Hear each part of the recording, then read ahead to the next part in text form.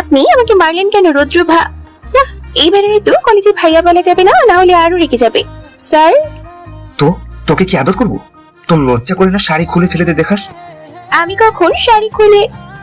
কথা শেষ হওয়ার আগে আবারও ঠাস করে শব্দ হলো। এবারে থাপ্পড়টা একটু জোরেই লেগেছে। মাথায় আমি আটকে উঠলাম, মাথাটা ঘুরে উঠলো। তারপরে কিছু মনে নেই। চোখ খুলে দেখি আমি আমার বেডে শুয়ে আছি, আমার পাশে বসে আছে আর কান্না করতেছে। আমি জিজ্ঞেস করলাম, আম্মু তুমি কাঁদছো কেন? তোকে কতবার বলবো খেয়ে দে কলেজে যা, তুই তো আমার কোনো কথাই শুনিস না। তোর যদি কিছু হয়ে যায় তাহলে আমার কি হবে বলতো? তোর বাবাকে হারিয়েছি, তোকে আমি কখনোই হারাতে চাই না। আম্মু তুমি কি বলছো? আমার কি হবে? কিছু তো হয়নি, এই যে আমি ঠিক আছি। তুই ঠিক আছিস বললেই হলো নাকি? যদি ঠিক থাকতি তাহলে এভাবে মাথা ঘুরে অজ্ঞান হয়ে যেতিস না, বুঝলি? আম্মু আমি তো কলেজে অজ্ঞান হয়েছিলাম, তাহলে আমাকে বাসায় কে এলো? রোদ্দ তোকে বাসায় নিয়ে আসছে। তখনই আমার মনে পড়লো রৌদ্র ভাইয়ের থাপ্পড়ের কথা। আজকে কলেজে 16 ডিসেম্বরে অনুষ্ঠান হচ্ছিল। আমরা সব ফ্রেন্ডরা লাল সবুজ মিলিয়ে শাড়ি পরে গিয়েছিলাম। তো স্যারা বক্তৃতা দিচ্ছিলেন, আমি পেছনে দাঁড়িয়ে দেখছিলাম। তখন থেকে একটা ছেলে আমাকে ফলো করছে, আমার পাশে এসে গা ঘেঁষার চেষ্টা করছিল। তখন ভাবলাম এখান থেকে চলে যাই, তাহলে যদি এই ছেলেটা পিছু ছাড়ে। তাই চলে যেতে নেই, তখনই শাড়ি কুচির সাথে পা পিছলে পড়ে যেতে নেই। আর কোথা থেকে যেন একটা ছেলে আমাকে ধরে নেয়, তখন শাড়ি একটু পেট থেকে সরে যায়।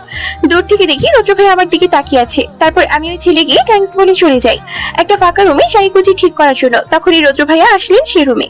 তারপরে কাহিনী তো আপনারা জানেনই। কি রে, কোথায় হারিয়ে গেলি?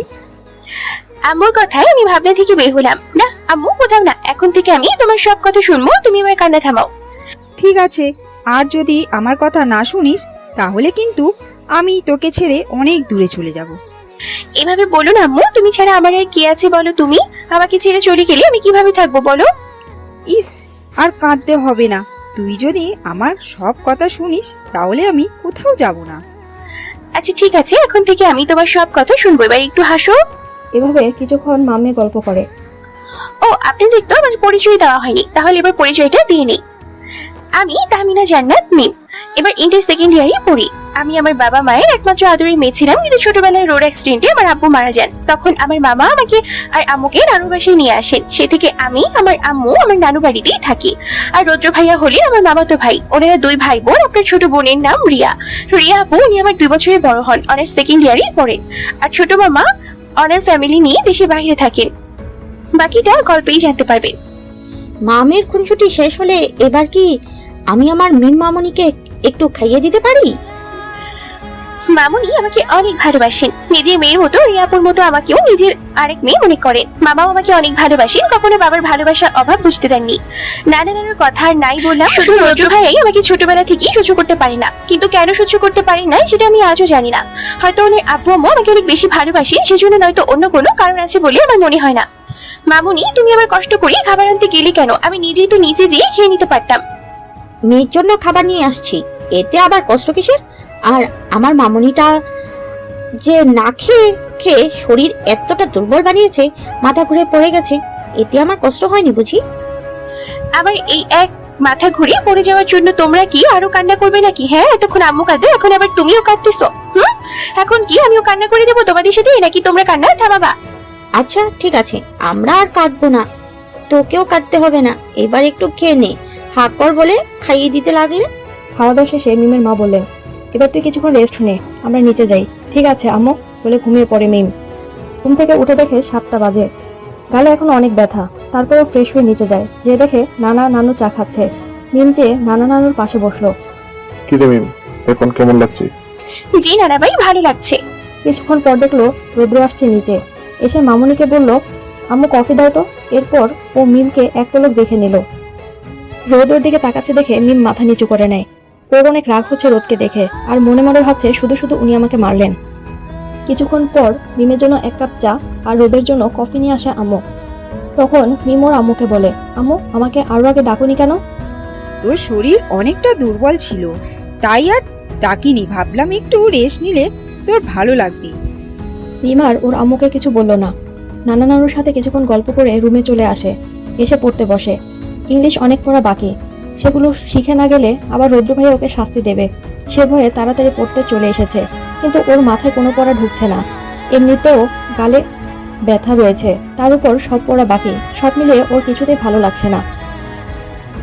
রাতে সবাই ডিনার করে শুয়ে পড়েছে, কিন্তু মিমের ঘুম আসছে না কিছুতেই। তাই ও বেলকনিতে দোলনায় যে বসে বসে গল্পের বই পড়তেছে। কিছুক্ষণ পর ও ওখানেই ঘুমিয়ে পড়ে। রাত 2টা বাজে। তখনই রৌদ্র আসে মিমের রুমে। এসে মিমের দুগালে হাত দিয়ে বলে, খুব ব্যথা করছে তাই না জান পাখি? আমি তোমাকে কখনো অন্য ছেলের ধারে কাছেও সহ্য করতে পারি না, সেটা তুমি বুঝো না কেন? আমি কখনো চাই না শাড়ি পরে তুমি অন্য কোনো ছেলের সামনে যাও। আমি কখনো চাই না শাড়ি পরে তোমাকে বাইরের কেউ দেখো। কিন্তু আমি যেটা চাই না তুমি জেনে শুনে সেটাই করে ফেলো। তাহলে আমি কিভাবে নিজেকে কন্ট্রোল রাখি বলো? বলে বাচ্চাদের মতো কাঁদতে থাকে। জান পাখি, আমি তোমাকে কখনো কষ্ট দিতে চাই না, কিন্তু সেই ছোটবেলা থেকেই তুমি সেটা করো যেটা আমি পছন্দ করি না।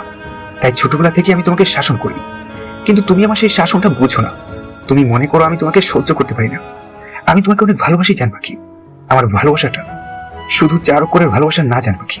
আমার ভালোবাসার পরিমাণ প্রকাশ করে বোঝানো যাবে না। আমার ভালোবাসা অনেক বেশি, সেটা শুধু তোমার প্রতি। বলে কান্না করতে থাকে। কিছুক্ষণ পরে কান্না মুছে মিমের গালে ওষুধ লাগিয়ে দেয়।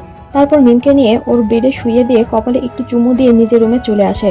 কিন্তু রুমে এসে ওরও ঘুম আসছিল না, তাই ও যা বেলকনিতে যেয়ে বেলকনির রেলিং ধরে দাঁড়ায় আর ভাবতে থাকে। ভালোবাসা শব্দটা 4 অক্ষরের হলেও এর পরিমাণ শুধু 4 অক্ষরে প্রকাশ করা যায় না, এর পরিমাণ অনেক বিশাল। আচ্ছা, আমি যে মিমকে এত ভালোবাসি, ওকে কখনো বুঝতে পারবে আমার ভালোবাসা? ওকে কখনো বুঝবে আমি ওকে কতটা ভালোবাসি? নাকি ও সবসময় এটাই ভেবে যাবে আমি তাকে সহ্য করতে পারি না? এসব কথা ভাবতে ভাবতে ওর মন খারাপ হয়ে যায়। কিছুক্ষণ পর ও বেডে এসে শুয়ে পড়ে। সকালে ঘুম থেকে উঠে মিম দেখে ও বেডে শুয়ে আছে। গালের ব্যথাটাও কমে গেছে। তারপর ও ভাবতে থাকে, রাতে আমি তো বেলকনিতে দোলনায় ঘুমিয়ে পড়েছিলাম। আমার যতদূর মনে আছে, তাহলে আমি বিছানায় আসলাম কি করে? হেরে, আমার কি ঘুমের মধ্যে হাঁটার অভ্যাস আছে নাকি? আর অভ্যাস থাকলে এটা কবে থেকে হলো? দূর বাবা, কি জানি কবে থেকে হয়েছে। এখন এসব ভাবার এত টাইম নেই।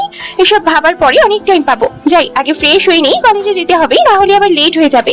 আর ওই রৌদ্র ভাইয়া আমাকে আবারও বকা দেবে। উনি তো সব সময় ওত পেতে থাকে যে আমাকে কখন কিভাবে বকা দেওয়া যায়। খাটাস বাইরা কোথাকার। তখনই ওর মনে পড়লো কালকের ঘটনা। রুদ্র ভাইয়া ওকে শুধু শুধু থাপ্পড় মেরেছে, ওকে বকা দিয়েছে, তাই ও রেগে আছে রুদ্র ভাইয়ার উপর। কিন্তু আবারও মনে পড়লো, আমি ওনার উপর রেগে থাকলেই বা কি, আর না থাকলেই বা কি? উনি তো রুদ্র ভাইয়া, নিজের দোষ করার পরেও আমাকে কখনো সরি বলবে না। শয়তান ভাইরা, বদলোক কোথাকার। আরও প্ল্যান করলো, আজ ও এই বদলোকের সাথে কলেজে যাবে না, একা একা যাবে। রিয়া আপু ওর সাথে গেলে যাবে, না গেলে নাই, ও একাই যেতে পারে। তারপর ফ্রেশ হয়ে ও নিচে চলে যায়। যে দেখে রৌদ্র বসে নাস্তা করছে, তাই ও নাস্তা না করেই চলে যেতে নেয়। তখনই রৌদ্রের মা ওকে পিছন থেকে ডাকে, কি রে মা, তুই কি নাস্তা করে যাবি না? না মামুনি, আমার খিদে নেই, আমি খাবো না, কলেজের ক্যান্টিন থেকে খেয়ে নেবো। কি বললি? তুই খাবি না মানে? তুই কি কালকের কথা ভুলে গেছিস? কাল কি হয়েছিল?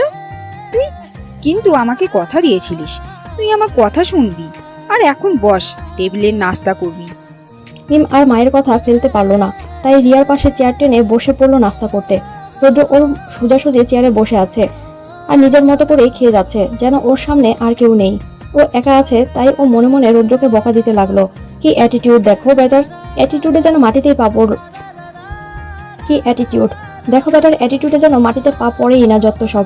তারপর নাস্তা শেষ করে মিম আর রিয়া বাইরে যায়, দেখে রৌদ্র ওদের জন্য গাড়ি বের করে দাঁড়িয়ে আছে। রিয়া যে গাড়িতে উঠে বসে, কিন্তু মিম উঠলো না।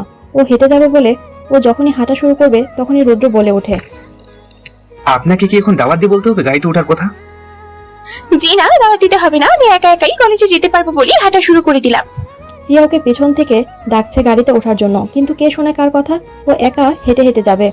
তখনই রৌদ্র গাড়ি থেকে নেমে যায় মিমের কাছে, মিমের হাত চেপে ধরে হ্যাচকা টান দিয়ে গাড়িতে এনে গাড়ির দরজা লাগিয়ে দেয় আর বলে, আমি আর কোনো কথা শুনতে চাই না, চুপচাপ বসে থাকো, না হলে তোর সাথে কি হবে আমি নিজেও জানি না। মিম রৌদ্রের কথায় ভয় পেয়ে যায় আর কালকের থাপ্পড়ের কথা মনে পড়ে, তাই ভয়ে আর কিছু বলতে পারে না। এখন যদি রৌদ্রকে সাহস দেখাতে যায়, তাহলে নিজের বিপদ নিজে ডেকে আনা ছাড়া আর কিছুই না। কলেজের সামনে এসে মিম আর কারো দিকে না তাকিয়ে গাড়ি থেকে নেমে সোজা ক্লাসে চলে যায়। তারপর রিয়াও ক্লাসে চলে যায় আর রৌদ্র অফিস রুমে। ক্লাসে মিম বসে আছে আনমনে। তখনই কালকের ছেলেটা এসে দাঁড়ায় মিমের পাশে আর মিমকে বলে, কেমন আছেন মিস? তখনই মিম ছেলেটার দিকে তাকালো আর বলল, আমার নাম মিম, আমাকে মিম বলে ডাকতে পারেন। আর হ্যাঁ, আমার সাথে তুই করে কথা বলতে পারেন, যেহেতু আমরা একই ক্লাসে পড়ি। ঠিক আছে তাহলে। আর আমি রাজ, আমরা আজ থেকে ফ্রেন্ডস।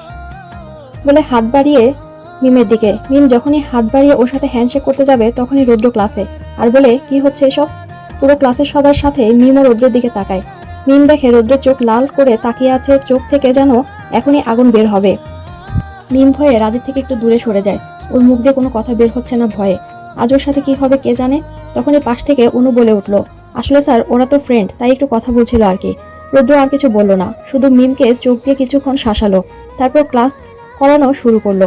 রৌদ্র ইংরেজি ক্লাস নিচ্ছে, তখনই মিমকে একটা প্রশ্ন করলো, কিন্তু মিম ভয়ে সব উত্তর ভুলে গেছে আর মনে মনে শুধু ভাবছে কিছুক্ষণ আগের কথা। আজ না জানি কি করে রৌদ্র ওর সাথে। কি হলো, অ্যান্সার দিচ্ছ না কেন? আবারও মিম কোনো উত্তর দিল না, তাই রৌদ্রকে বলে কান ধরে দাঁড়িয়ে থাকতে। কিন্তু মিম কান ধরছে না সবার সামনে। ওর একটা সম্মান আছে না, ও কি করে সবার সামনে কান ধরবে? কি হলো, কথা কানে যাচ্ছে না? এমনিতে পড়া পারোনি, তার উপর আবার আমার কথা শুনছো না? কান ধরো বলছি। মিম রৌদ্রের ধমক শুনে ভয় পেয়ে যায় আর সাথে সাথে কান ধরে নেয়। সারাটা ক্লাস এমন করে কান ধরে দাঁড় করিয়ে রাখে রৌদ্র ওকে। বেচারি তো লজ্জায় কান্না চলে আসছে, এরকম অবস্থা। রৌদ্র বুঝতে পারলো আর কিছুক্ষণ এভাবে থাকলে মিম কান্না করে দিবে, তাই রৌদ্রকে বলে এখন বসে পড়ো, কাল থেকে পড়া শিখে নিও না, পড়া শিখে না আসলে এর থেকে বেশি শাস্তি দেবে বলে ক্লাস শেষ করে চলে যায়। ক্লাস শেষে মিম ক্যান্টিনে যায় অনুর সাথে। কি রে মিম, কি খাবি? আমি কিছু খাবো না দোস্ত, তুই খেয়ে নে। কেন খাবি না? তোর কি মন খারাপ? না, মন খারাপ নয়, আমার খুব রাগ হচ্ছে রৌদ্র ভাইয়া তুলি রৌদ্র স্যারের উপরে। শয়তান ম্যাডাম আমাকে সবার সামনে কান ধরিয়ে রাখলো। আমার কি মান সম্মান নাই নাকি? হ্যাঁ, আমাকে কেন ওদের সামনে কান ধরিয়ে রাখতে হবে? বদলোক খাটিস বেটা কোথাকার। তাই জন্য তুই কি খাবি না নাকি? কি করি খাবো, আমার তো ইচ্ছে করছে বেটা চুল ছিঁড়তে। আগে খেয়ে নে, পরে বাড়িতে যেয়ে নাও চুল ছিঁড়ে নিস। কি রে মিম, এখানে কার চুল ছিঁড়াছিঁড়ি হচ্ছে? না রিয়াপু, করো না। কিন্তু আমি তো স্পষ্ট শুনলাম তুই কারো চুল ছেঁড়ার কথা বলছিলি। ও, তাহলে তুমি যখন শুনেই নিয়েছো তাহলে বলেই দেই, আমি একটা খাটাস লোকে চুল টেনে ছেঁড়ার কথা বলছিলাম। তা সেই খাটাস বেটা কে শুনি? আমার ভাই নাকি? না আপু। আরে আমি জানি রে মিম, তুই যে আমার ভাইরে এমন কথা বলিস। সেই ছোটবেলা থেকে দেখছি তোকে, তুই রুদ্র ভাইয়ার উপর রেগে থাকলে তুই এভাবে বকা দিস ওকে। তো কি করবো বলো, উনি আমাকে সবার সামনে শুধু লজ্জায় ফেলে, ওনাকে তো আর সামনে থেকে কিছু বলতে পারি না, তাই দূর থেকে বকে নিয়ে মন শান্ত করি। মিমের কথা শুনে রিয়া হাসলো। তারপর ওরা খেয়ে দিয়ে ক্যান্টিন থেকে চলে যায়। রাতে ডিনার করে মিম ওর রুমে আসে, তখনই রৌদ্র আসে ওর রুমে। এসে মিমকে জোরে একটা থাপ্পড় মারে আর বলে, তোকে কতবার বলেছি ছেলেদের ধারে কাছেও যাবি না, তারপরও যাস কেন?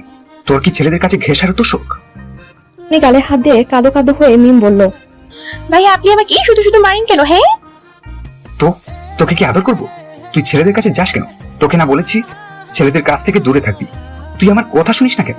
আমি তো ছেলেদের কাছে যাইনি। কথা শেষ করার আগে রৌদ্র আরো দুটো থাপ্পড় বসিয়ে দেয় মিমের গালে। এবার মিম কান্না আটকাতে না পেরে কান্না করেই দেয়। নেকা কান্না করবি না আমার সামনে, আর যখন ছেলেদের কাছে যাস তখন তো কান্না করিস না। আমার সামনে আসলেই তো নেকা কান্না শুরু হয়ে যায়। আর যেন কোন ছেলের ধারে কাছেও না দেখি তোকে। মিম গালে হাত দিয়ে বসে বসে কান্না করতে থাকে আর ভাবতে থাকে, উনি কেন আমাকে শুধু শুধু মারে? আমাকে কেন বুঝতে চায় না উনি? আমি তো কোনো দোষ করিনি, তাহলে কেন আমাকে শুধু শুধু মারে উনি? আর যদি আমার আব্বু বেঁচে থাকতেন তাহলে হয়তো আমাকে শুধু শুধু মার খেতে হতো না। আমি আমার নিজের বাড়িতে কত আনন্দেই থাকতাম। আর রৌদ্র ভাইয়া আমার সাথে ছোটবেলা থেকেই এমন করে। আগে হয়তো মারতো না, কিন্তু এখন মারে। কথা আমি কাউকে বলতেও পারি না, বললে হয়তো আমাদের এই বাড়ি ছেড়ে চলে যেতে হবে, না হলে রৌদ্র ভাইয়া চলে যাবে বাড়ি থেকে।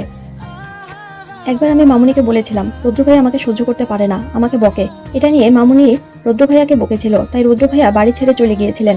পরে নানা নানুর অনেক রিকোয়েস্টের পরে বাড়িতে ফিরে আসে সে থেকে আমি ভয়ে আর মামুনিকে কিছু বলিনি। রৌদ্র ভাইয়ার কথা তাহলে যদি উনি আবারও বাড়ি ছেড়ে চলে যান, আমি চাই না আমার কারণে উনি আবার বাড়ি ছেড়ে চলে যাক। কাঁদতে কাঁদতে মিম ওভাবেই শুয়ে পড়ে। সকালে উঠে দেখে গালে থাপ্পড়ের দাগ কিছুটা রয়ে গেছে। থাপ্পড়টা বেশ জুড়ে লেগেছিল বিধায়। তারপর উঠে ফ্রেশ হয়ে নামাজ পড়ে নেয়। নামাজ শেষে বেলকনিতে দোলনায় যেয়ে কিছুক্ষণ বসে। সকালে ঠান্ডা ঠান্ডা হাওয়া খেতে সকালের ঠান্ডা হাওয়া শরীরে অন্যরকম এক অনুভূতি জাগায়। মন ভালো হয়ে যায় আর পাখির কিচিরমিচির শব্দে মন ভরে যায়। এভাবে অনেকক্ষণ কেটে যায়।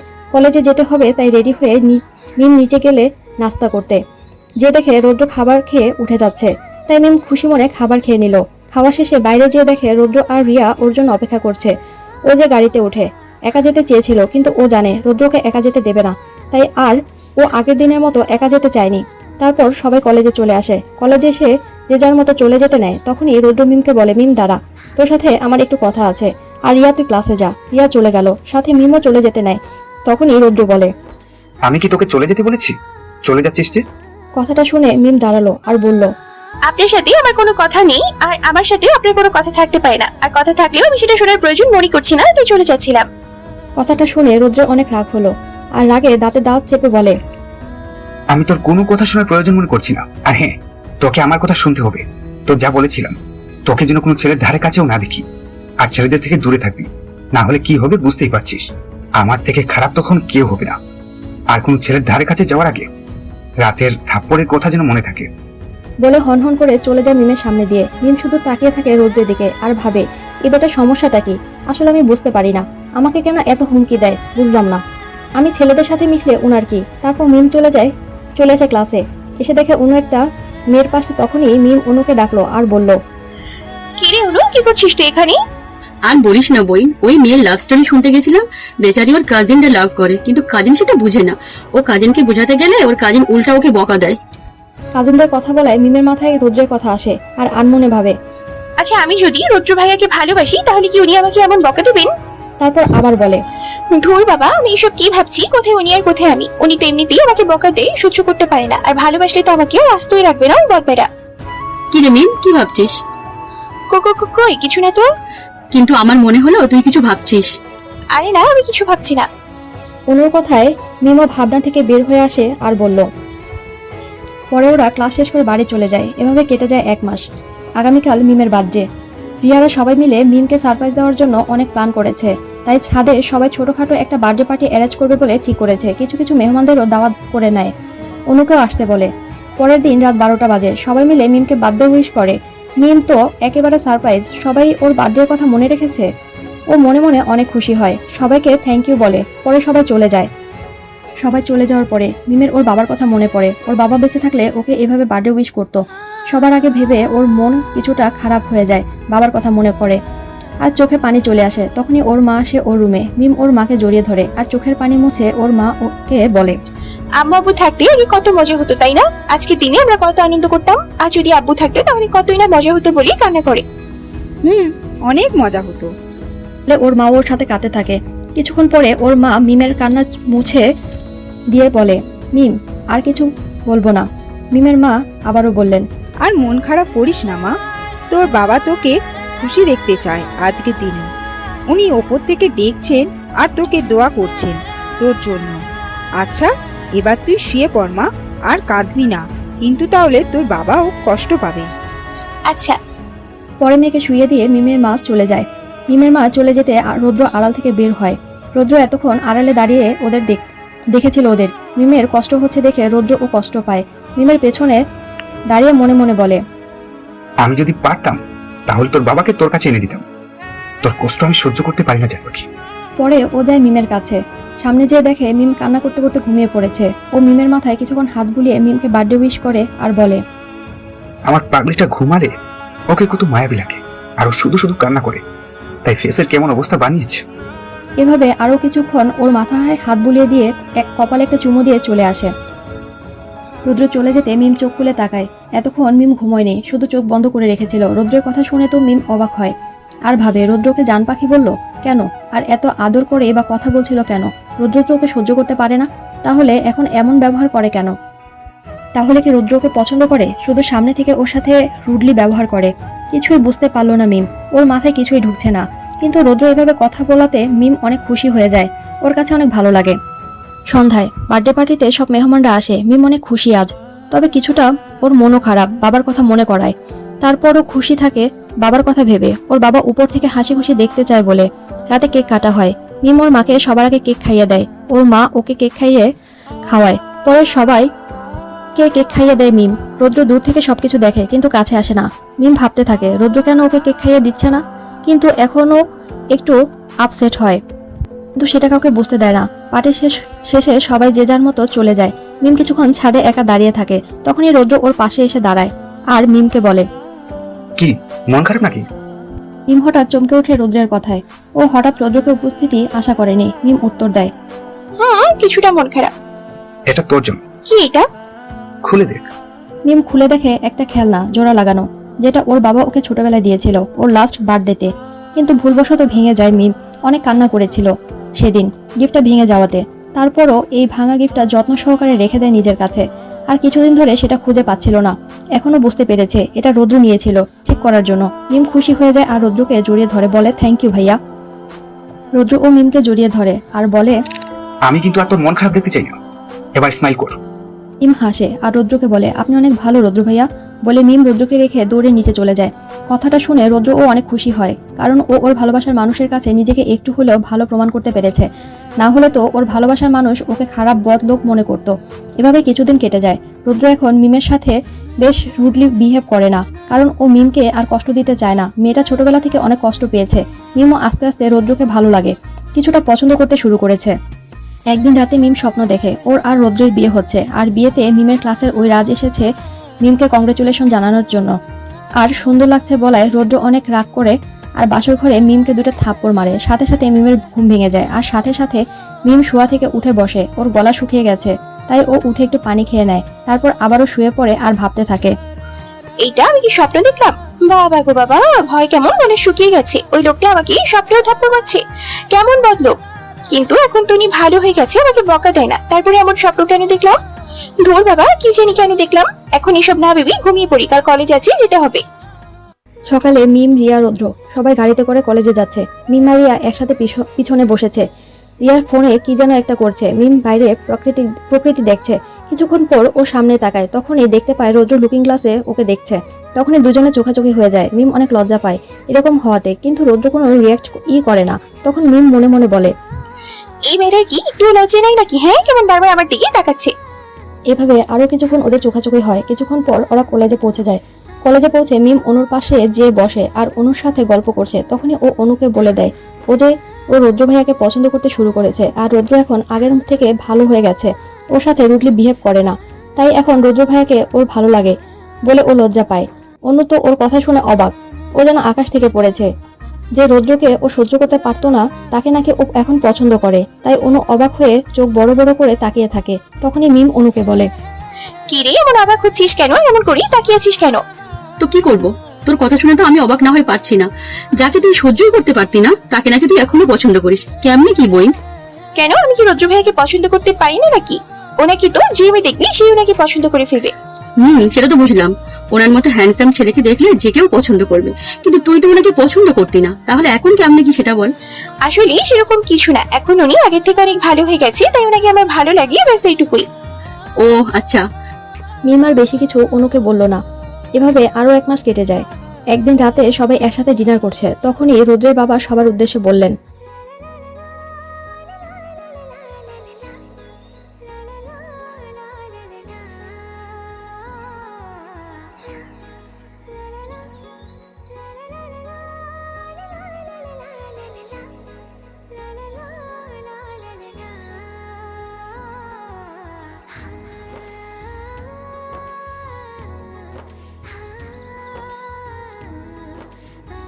তখনই রৌদ্রের দাদা বললেন, ঠিক আছে, ওনাদের আসতে বলো।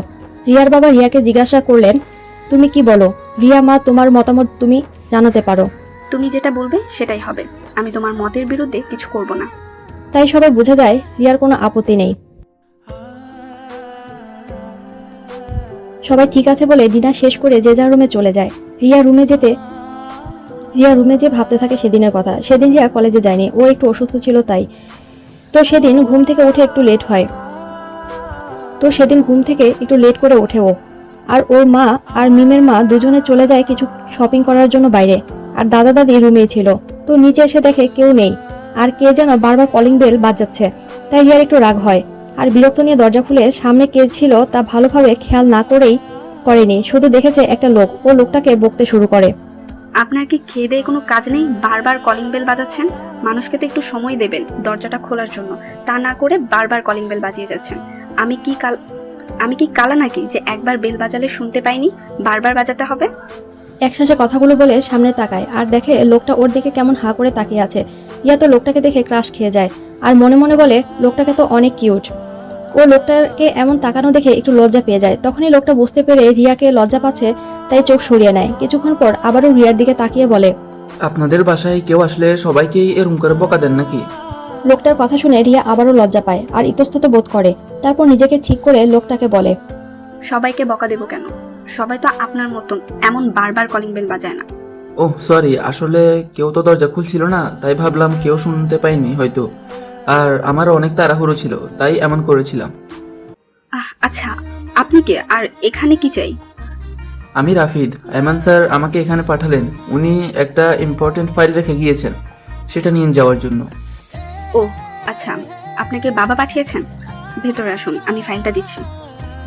রাফিদ ভিতরে যেয়ে সোফায় বসে। কিছুক্ষণ পর রিয়া ফাইল নিয়ে আসে আর ফাইলটা রিফাদের হাতে দেয়। রাফিদ ফাইলটা নিয়ে চলে যেতে যায়, তখনই রিয়া বলে, আপনি চলে যাচ্ছেন কেন? বসুন, নাস্তা করে যান। না, আসলে আমার অনেক তাড়াহুড়ো আছে। স্যার তো ওয়েট করছেন ফাইলটার জন্য, তাই চলে যাচ্ছিলাম আর কি। আরে এত তাড়াহুড়ো করছেন কেন? নাস্তা করে আস্তে আস্তে যান, বাবা কিছু বলবে না। না, অন্য একদিন করে নেব না হয়, আজ চলে যাই। প্রথমবার এলেন, কিছু না খেয়ে কি করে চলে যাবেন? আর বাবা যদি জানতে পারে ওনার বাড়িতে এসে আপনি কিছু না খেয়ে চলে গেছেন, তাহলে উনি আরো বেশি বকা দেবেন আমাকে। মানে তাই নাকি? আপনাকে কিছু বলতে হবে না, আপনি দাঁড়ান, আমি আপনার জন্য একটু শরবত করে নিয়ে আসি। এত তাড়াহুড়ো করে এসেছেন, গলা শুকিয়ে গেছে হয়তো। রাফিদ আর কিছু বলার আগেই রিয়া চলে যায় শরবত আনতে। একটু পর রিয়া শরবত নিয়ে চলে আসে, শরবত রাফিদের হাতে দেয়। রাফিদও কোনো কথা না বলেই শরবত খেয়ে ফেলে। ওরও অনেক পিপাসা পেয়েছিল, কিন্তু বেচারা লজ্জায় কিছু বলতে পারছিল না। শরবত খাওয়া শেষে রাফিদ রিয়াকে থ্যাংক ইউ বলে আর একটা হাসি দিয়ে চলে যায়। রাফিদের হাসি দেখে তো রিয়া আবারও ক্রাশ খায়। রিয়া আপু আসবো? মিমের কথায় রিয়া ভাবনা থেকে বের হয়। তারপর রিয়া মিমকে বলে, আয়। মিম আসে রিয়া রুমে, এসে রিয়ার দিকে তাকিয়ে বলে, রিয়া আপু তুমি একা একা হাসছিলে কেন বলো তো? কই হাসছিলাম? কই হাসছিলে মানে? এই তো কিছুক্ষণ আগে আমি দরজার পাশে দাঁড়িয়েছিলাম, তখন দেখলাম তুমি একা একা হাসছিলে। না মানে সত্যি করে বলো তো কি হয়েছে, আর না কেনই বা হাসছিলে? আচ্ছা বলছি, কাউকে বলিস না কিন্তু। আচ্ছা বলো। তারপর রিয়া মিমকে রাফিদের সাথে দেখা হওয়ার সব কথা খুলে বলে। মিম তো শুনে অবাক। মিম চলে যায়, রিয়াও শুয়ে পড়ে। কালোর অনেক কিছু করার আছে। এই বুঝি তাহলে কাহিনী। তাই তো বলি রিয়া আপু মুচকি মুচকি হাসছে কেন? তুমিও যে জিজুকে পছন্দ করে ফেলেছো সেটা আমি বুঝেই গেছি। আর হ্যাঁ, কাল তোমাকেও ওরা দেখতে আসছে, কিন্তু রেডি থেকো। কি বললি, কাল আসবে? বড় মামা তো তাই বললো। আচ্ছা আমি যাই তাহলে, তুমি শুয়ে পড়ো।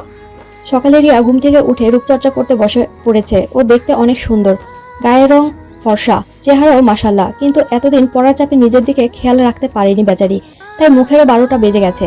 সেজন্য একটু রূপচর্চা করে নেয় যেন একটু ভালো দেখায়। অন্যদিকে মিমের মা আর রৌদ্রের মা রান্নার কাজে ব্যস্ত। রৌদ্র ওর কলেজে যাবে আর রৌদ্রের বাবা যাবেন অফিসে। আজ সবাই তাদের চলেও আসবে, মেহমানরা আসবে সেজন্য। তারপর ওরা চলে যায়। শুধু রিয়া আর মিম আজ কলেজে যাবে না। মিমের আজ কলেজে যেতে ইচ্ছে করছে না, কারণ ও রিয়া আপুকে দেখতে সে খুশিতে একদিন কলেজে না গেলে বা কি। রৌদ্র মিমকে অনেকবার বলেছিল কলেজে যাওয়ার জন্য, কিন্তু কে শোনে কার কথা। মিম তো কলেজে যাবে না বলে কান্না শুরু করে দেয় রৌদ্রের মায়ের সামনে। তা দেখে, একদিন কলেজ না গেলে কি? আমার মামুনিটা যখন যেতে চাচ্ছে না তখন তুই ওকে জোর করিস না, তুই একাই চলে যা। রৌদ্র আর কথা বাড়ায় না, একা চলে যায়। রিয়া আনমনে গান গাচ্ছে আর রূপচর্চা করছে। তখনই মিম আসে ওর রুমে। রিয়াকে মজা করে বলে, কি রিয়া আপু, ক্রাশ কি সুন্দরী দেখানোর জন্য রূপচর্চা করছো নাকি? ক্রাশকে দেখবো না তো কাকে দেখাবো? না, ক্রাশকেই দেখাবে। তারপর আরো কিছুক্ষণ এভাবে মজা করে চলে যায়। দেখতে দেখতে সন্ধ্যা হয়ে যায়। ইতিমধ্যে সব কাজও শেষ হয়েছে রৌদ্রের মা আর মিমের মায়ের। রৌদ্রের বাবা তো বিকালেই চলে এসেছেন বাড়িতে। রিয়াও রেডি হয়ে বসে আছে রাফিদের অপেক্ষায়। সন্ধ্যায় রাফিদের বাবা মা আর ছোট বোন সবাই আসে রিয়াকে দেখতে। রিয়াকে নিয়ে আসা হয় ওনাদের সামনে। রিয়াকে রাফিদের বাবা মায়েরও পছন্দ হয়, তাই রিয়া আর রাফিদকে আলাদা রুমে কথা বলার জন্য পাঠানো হয়। রিয়া রুমে বসে আছে, রাফিদ আর রিয়া, কিন্তু কেউ কোনো কথা বলছে না। কিছুক্ষণ পর রাফিদ বলে ওঠে, কি ম্যাম, ওই তো বকা দিলেন, আজ মুখ দিয়ে কথা বের হচ্ছে না কেন? এদের কথায় রিয়া একটু লজ্জা পায়। কিছুক্ষণ পর রিয়া বলে, আসলে কি বলবো, কিছুই খুঁজে পাচ্ছি না। আচ্ছা, আপনার প্রিয় রং কি? বেগুনি? আপনি জানলেন কি করে? এই যে আপনি বেগুনি কালারের শাড়ি পরে বসে আছেন, তাই জিজ্ঞেস করলাম। আমি বেগুনি কালার অনেক পছন্দ করি, তাই এই কালারের শাড়ি পরলাম। এই রঙে আপনাকে অনেক মানিয়েছে, আপনাকে অনেক কিউট লাগছে। Thank you. আপনার প্রিয় রং কোনটা? আমি সাদা রং অনেক পছন্দ করি। জি হ্যাঁ, আমার কি পছন্দ? কি হলো বলুন? ও আচ্ছা, তাই জন্যই বুঝি সাদা শার্ট পরে এসেছেন। জি, আপনাকে আমার পছন্দ হয়েছে। হঠাৎ রাফিদ বলে ওঠে। রাফিদের কথাই রিয়া লজ্জা পায়। তারপর রাফিদকে রিয়া ওর পছন্দের সবকিছুর নাম বলে। তখন হঠাৎ রাফিদ বলে ওঠে, আমাকে কি আপনার পছন্দ হয়েছে? রাফিদের কথায় রিয়া লজ্জা পড়ে যায়। ও কি বলবে বুঝতে পারছে না। রিয়া তখন লজ্জা মুখ করে নিচের দিকে তাকিয়ে বলে। রিয়ার কথা শুনে রাফিদ অনেক খুশি হয়ে যায়। এভাবে আরো কিছুক্ষণ কথা বলে ওরা নিচে চলে আসে। রাফিদা রিয়ার বিয়ে ঠিক হয়ে যায়। 1 মাস পর ওদের বিয়ে। যদিও রাফিদার বাবা মা চেয়েছিলেন আরও তাড়াতাড়ি বিয়ে হবে, কিন্তু রিয়ার বাবা একটু সময় নেন, কারণ ওনার ছোট ভাই দেশে আসলে বিয়ে হবে 1 মাস পর। ওনারা দেশে আসবে, তার আগে আসতে পারবে না, কারণ ওখানে ওনাদের বিজনেস সামলে আসতে হবে। এখন ওনার জরুরি কিছু কাজ আছে, সেজন্য 1 মাস পরেই আসবে বিয়ে উপলক্ষে। অনেক বছর পর দেশে আসলেন আহসান চৌধুরী, রুদ্রের ছোট চাচা। সাথে আছেন ওনার স্ত্রী দিশা চৌধুরী, ছেলে আদনান চৌধুরী আর মেয়ে আরাফা চৌধুরী। বাড়িতে এসেছে ওনারা সবাই, সাথে কৌশল বিনিময় করে। আহসান চৌধুরী এসেছে ভাইকে জড়িয়ে ধরে, অনেক বছর পর দেখা। রুদ্রের দাদা দাদি তো আদনান আর আরাফাকে অনেক খুশি, সে ছোটবেলায় দেখেছে ওদের, এখন কত বড় হয়ে গেছে ওনার নাতি নাতনি। এভাবে কেটে যায় আজকের রাত। পরের দিন সকালে সবাই নাস্তা করছে, তখন সবার লাস্টে মিম আসে নাস্তার টেবিলে। মিমের সাথে ওর ছোট মামুনি আর আদনান আরাফার সাথে দেখা হয়।